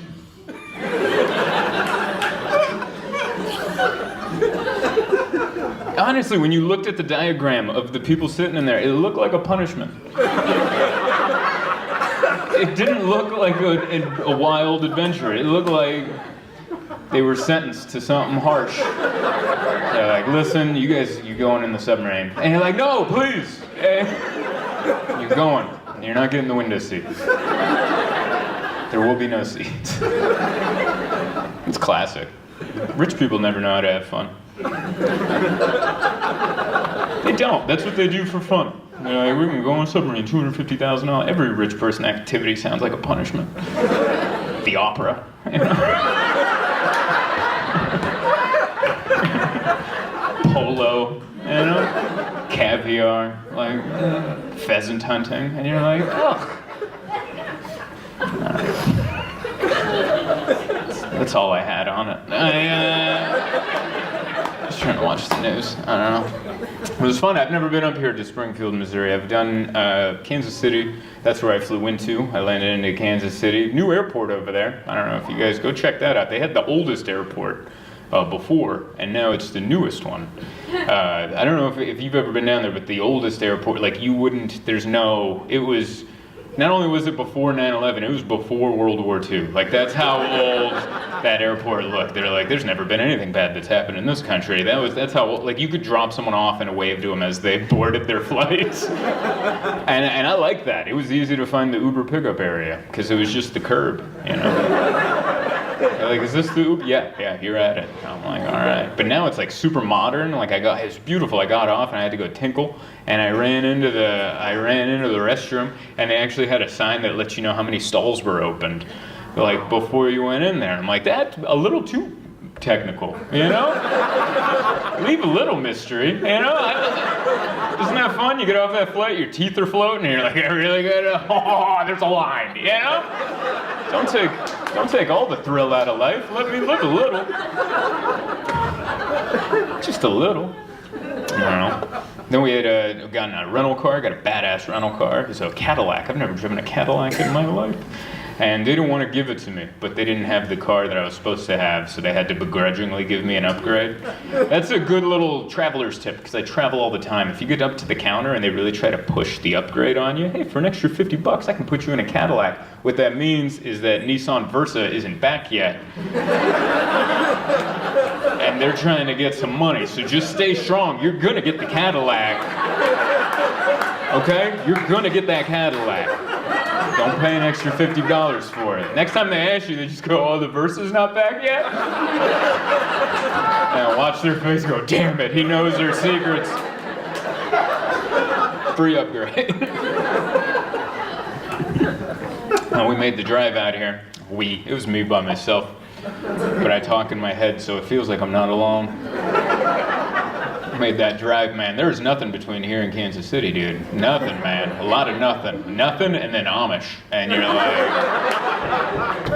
wow, you know? It's so crazy because and we keep, like, I feel like I'd scare them, you know? If I pulled over and showed them what's going on in this Cadillac, they'd be like, get the hell out of here, dude. With your witchcraft. Like, I don't even know if I could explain AI to the Amish. I wouldn't even know how. Just like, imagine if the butter that you're churning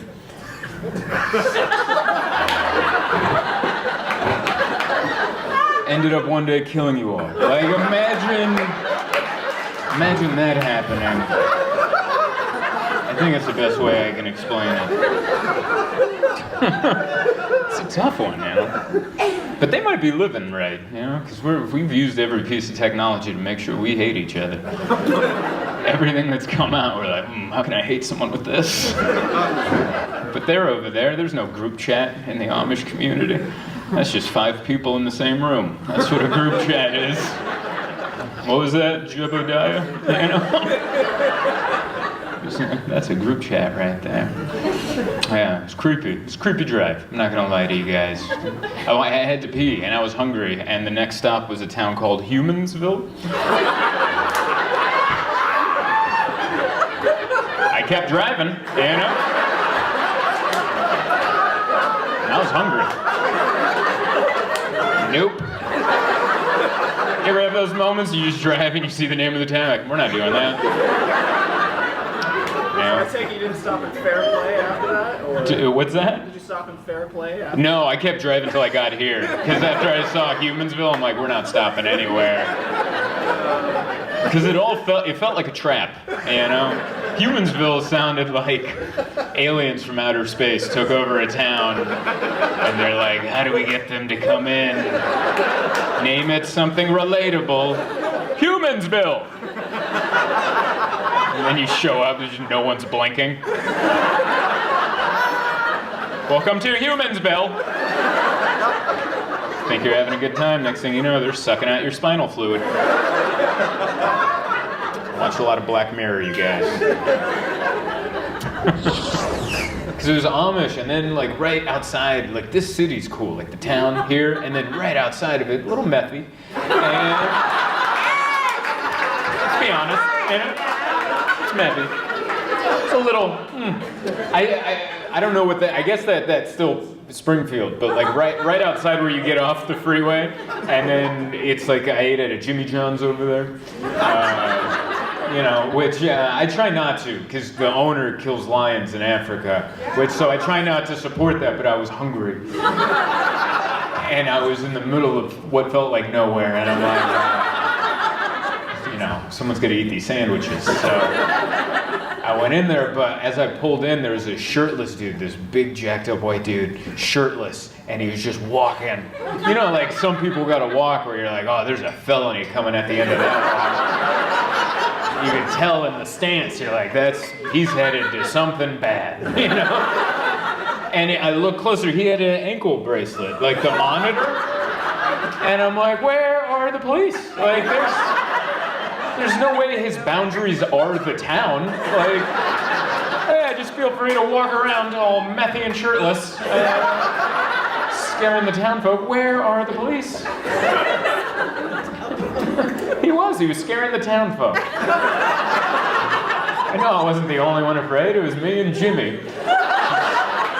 We're looking out there going, hope he's not hungry. I don't think we could take him together, even together. He looked like he had the good prison muscles. That was good. Oh, please eat. Yeah, I see you holding your sandwich. Oh, you're laughing too hard? I'll slow it down. I don't want to keep you from eating. I just saw you holding that sandwich, and I'm like, eat, man. Enjoy yourself. Because I hate you guys, because I love eating. And thankfully, my wife loves eating, too. We're one of those couples, when the food arrives, we don't talk.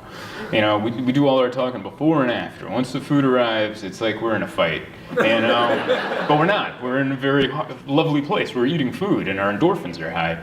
But the worst is if we go on a double date with, like, another couple, and most other couples just don't eat like they do. And then they're like, and my wife and I are like you right now, just going,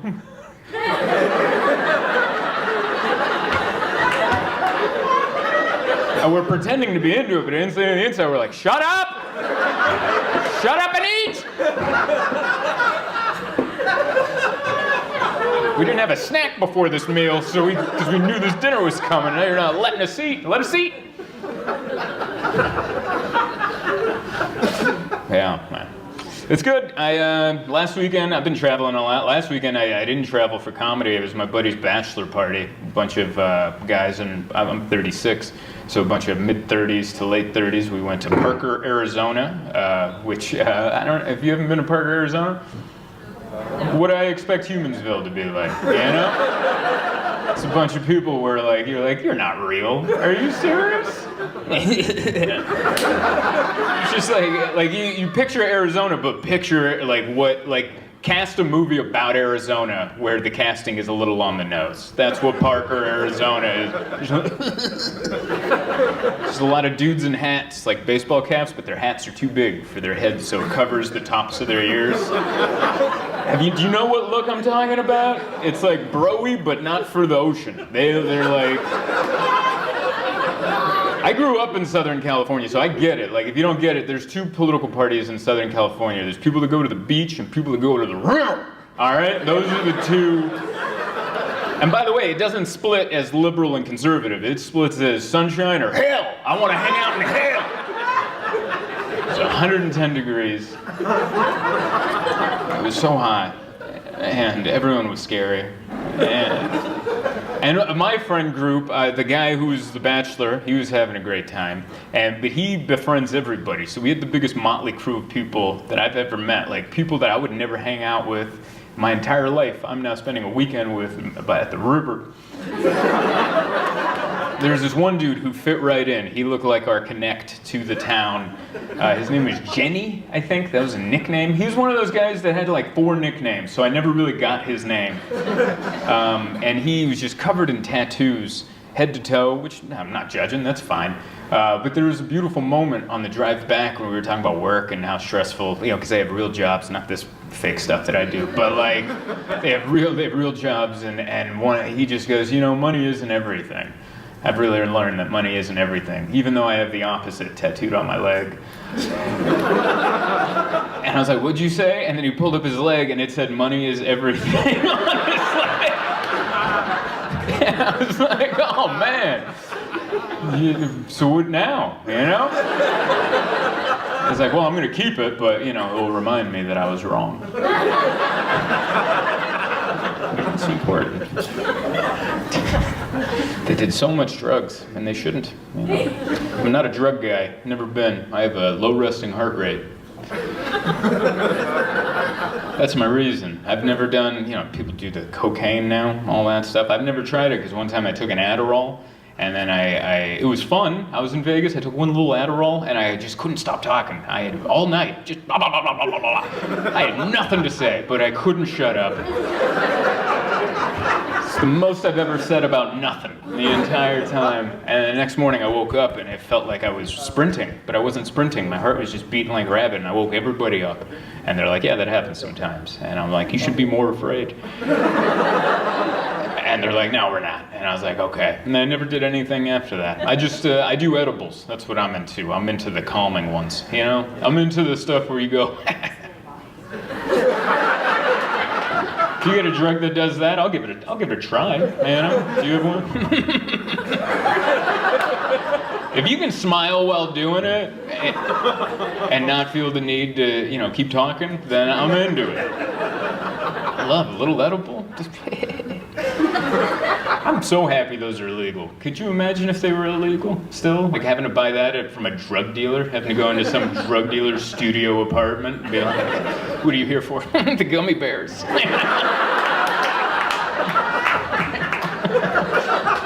I'd be so embarrassed. I'd have to order something else, you know? Just so he wouldn't judge me. And some black tar heroin, that too. The gummy bears are for the kids, the smacks for daddy, you know? And I gotta flush the heroin. I'm not doing that, I'm just trying to giggle while watching TV.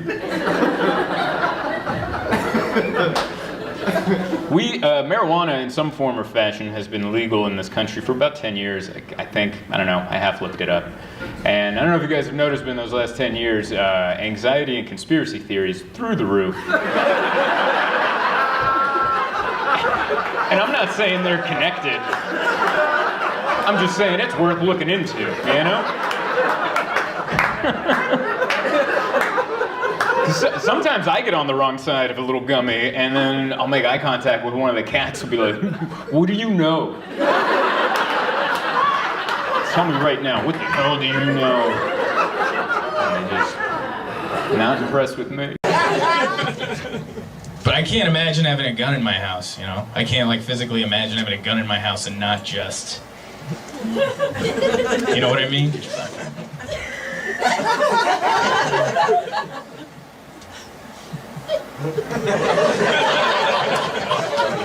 I'm not even that depressed. I'm just really curious, and then I'll do something stupid. You know, like take like irresponsible selfies, just... If this doesn't get 50 likes, this Whole Foods is gonna be haunted, you know? I like that joke because it got really dark and somebody went there. And some of you are like, is he suicidal? No, not at all. Never done the suicidal thing. That's a weird thing. I've been sad. I don't know what depressed means. You know what? I know what bummed out means. I've been bummed out. You ever like open up the freezer because you're like, oh, I think I remember there being some ice cream.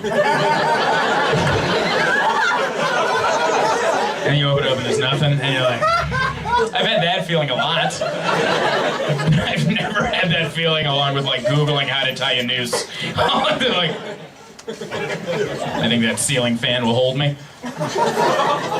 Like I've never had that. I just go, oh, that's a bummer. It's a fucking bummer. I fly all the time, so I have status, so I get bumped up. I buy the cheap ticket in the back, because that's what I can afford. But I fly so much, every once in a while, they're like, why don't you come on up to the front, you know? So sometimes I get first class, and I get really pumped when I get first class, because I take advantage, you know? Some people are like, I'm like Kathy Bates on the Titanic. I'm new money, you know? I'm not respected by the elders. They're like, he's not used to this, you know? But today, we got bumped up to Delta Comfort, which is just it's like business class. It's still nice, very nice. I love being bumped up to that. But they put me in the row right behind first class, which is just rude. You can still see everything they get, but you're back here not getting it. It's like I bought a first row ticket to look at their privilege, you know? Just watch somebody. We were watching a guy in first class on his phone, and he paid his American Express bill. His American Express bill was $160,000, and then he paid it, and then just went right back to watching lacrosse. And I'm like, what? Fly private. Like, that should be my seat. If you're casually paying off $160,000 worth of Amex bills and then just going back to... That was me doing a lacrosse attempt right there. I think you should be flying private. No. And I'm not saying because he's rich he's evil or anything. I'm not trying to imply that. What makes him evil is he denied the snacks. If you've ever sat in first class, they feed you and then they come around with a bucket of snacks and you can pick whatever you want. And that's where I turn into Kathy Bates from Titanic and I'm like, just dump them in my lap, all right? I'm gonna take all of them. But most people respectfully take one or two, and he took none. He went, and I'm like, you turn down free snacks, you're evil. Don't trust that person, because that's the amount of discipline you need to like pollute a lake, you know? That's the amount of internal discipline you need to close a community center and go, no, this is a condo now, walk along. If he would have taken the snacks, I would have been like, this is a good man. But he was also that new breed of middle-aged dude. You know the new breed of middle-aged dude where they're like jacked and have sleeve tattoos, but they're in their 50s? It's just this new breed, and you're like, what era are you from? Like, you make no sense. You're jacked, but you're not healthy either. Like, they also, you know what I mean? Like, big arms, but you get like, your heart's not healthy. Like, you definitely have a clogged artery in there. That's pretty sure you can't run, you know? It's like that kind of jacked. It's the but you're like, man, that's for show, you know? Like, what happens if you really gotta go? You know, you don't have it. And he's just honest. It's the worst kind of muscles to have where you just have big arms and then because you don't do anything with them. We just see you in public. You ever see a dude with big arms and he's just texting? It's just these giant arms. Just looks like he's picking a lock or something. What are you swinging all those kettlebells for when you got emails to write on a tiny phone? You gotta keep those fingers nimble there. That's what you gotta do. You can't... It's because everyone's on that Nugenics. You know? I don't know if you guys watch ESPN, but they have commercials for this pill Nugenics like all the time. It's all these retired athletes that go up to regular men just living their lives and they go, hey, you look like crap. You should try Nugenics. And then they go, no, I'm okay. And then their wife goes, well, actually. And then the guy's like gobbling the pills down, swinging a kettlebell. Like, I don't want to do that, you know? I want to age, I just want to be a regular elderly person. If I'm lucky enough to make it to that era of my life, I don't want to be the guy that's like, what if I was like 70 and ripped? No! No one's seen a 70-year-old who's ripped and went, hell yeah. It's like you're in shape, but you're not. Like, it's jacked, but the skin's, it just looks like, you know what I mean? It just looks like they threw an old tarp over a brick wall, and you're like, it's hard, but not in the right ways. This is all wrong. I just want to get regular old, you know? Just slowly stop. Just be calm. I don't know, everyone's so afraid to get old now. I used to work in a retirement home in high school. I worked for 4 years at a retirement home. And so I have a different perspective on getting old. It looks badass.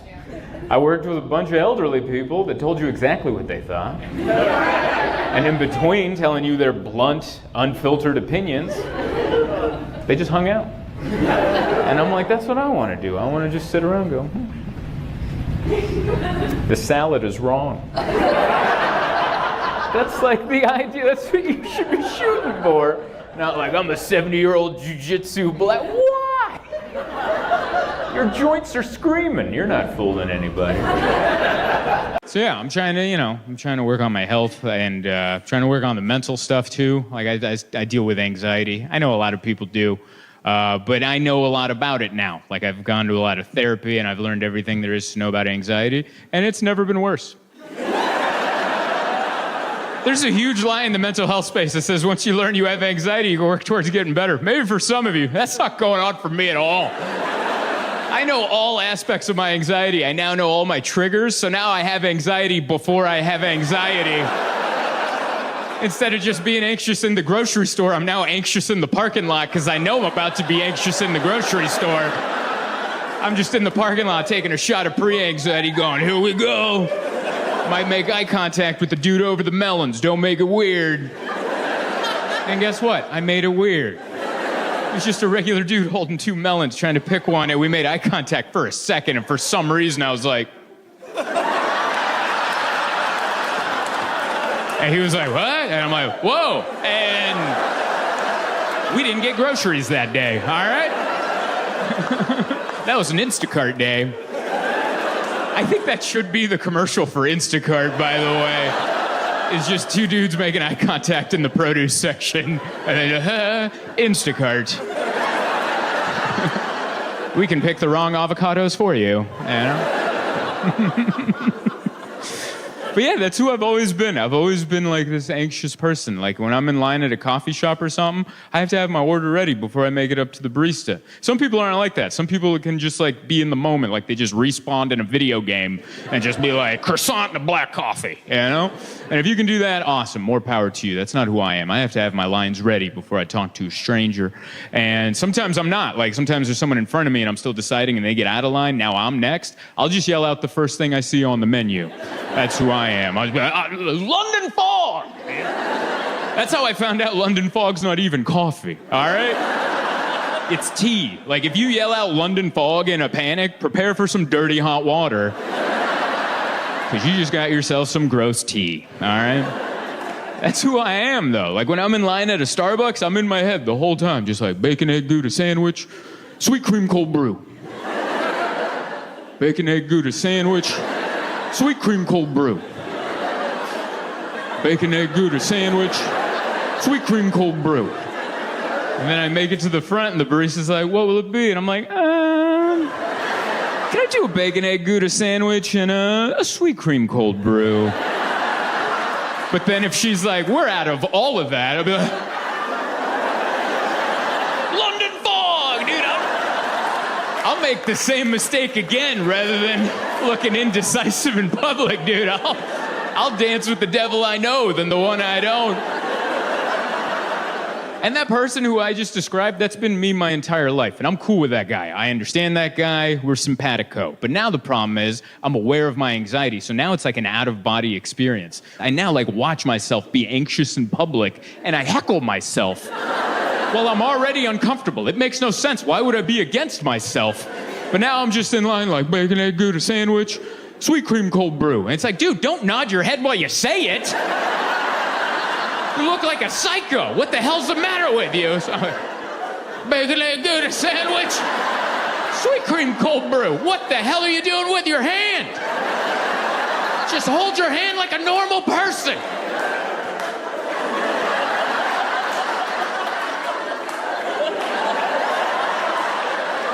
Bacon, egg, Gouda sandwich, sweet cream cold brew. Thank you for laughing at that one, too. That's...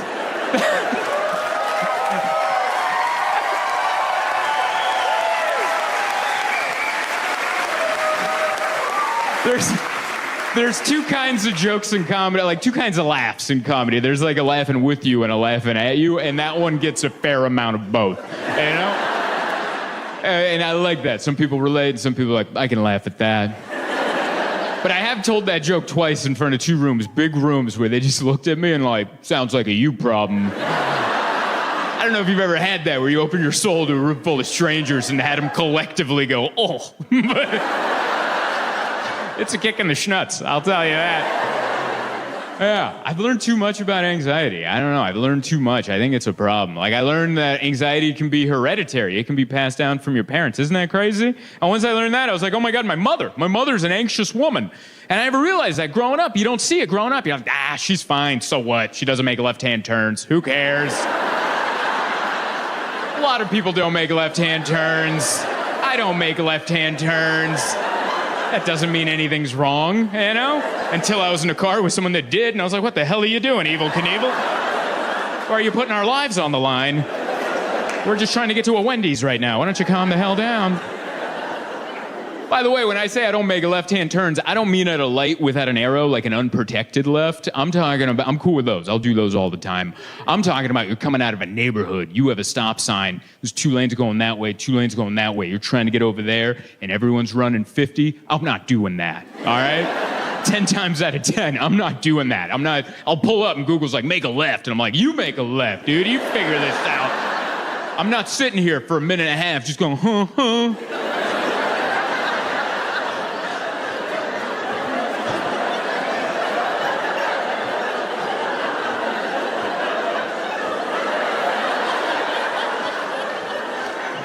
Will you turn the radio down? Our lives are on the line. I'm not doing that. We're making a right and taking a U-turn. We'll get to that Wendy's. When we get to that Wendy's, I believe that's why they're open late, you know? That's their whole business plan. But yeah, it was startling to find out. You know, my wife was the first person to ask me about my anxiety. Like, she was the first person to see it, or at least not ignore it. You know how scary that is? For 30 years, I thought the terror was in my heart. And on the outside, I thought I was just the Fonz. That's who I thought. I was just kicking jukeboxes, calling the bathroom my office. Like, that's who I thought I was. My wife was the first person to look me in the eyes and go, are you all right? I was like, well, why would you ask that? She's like, you look uncomfortable. I'm like, I do? Can everyone else see it? And she's like, yeah, probably. That was like a traumatic day. I felt like Sally Fields at the end of Mrs. Doubtfire. Remember that scene in the restaurant where she found out Robin Williams was in fact Mrs. Doubtfire? She's like, this whole time. Remember that second guttural this whole time? That's how I felt. I'm like, oh dear God.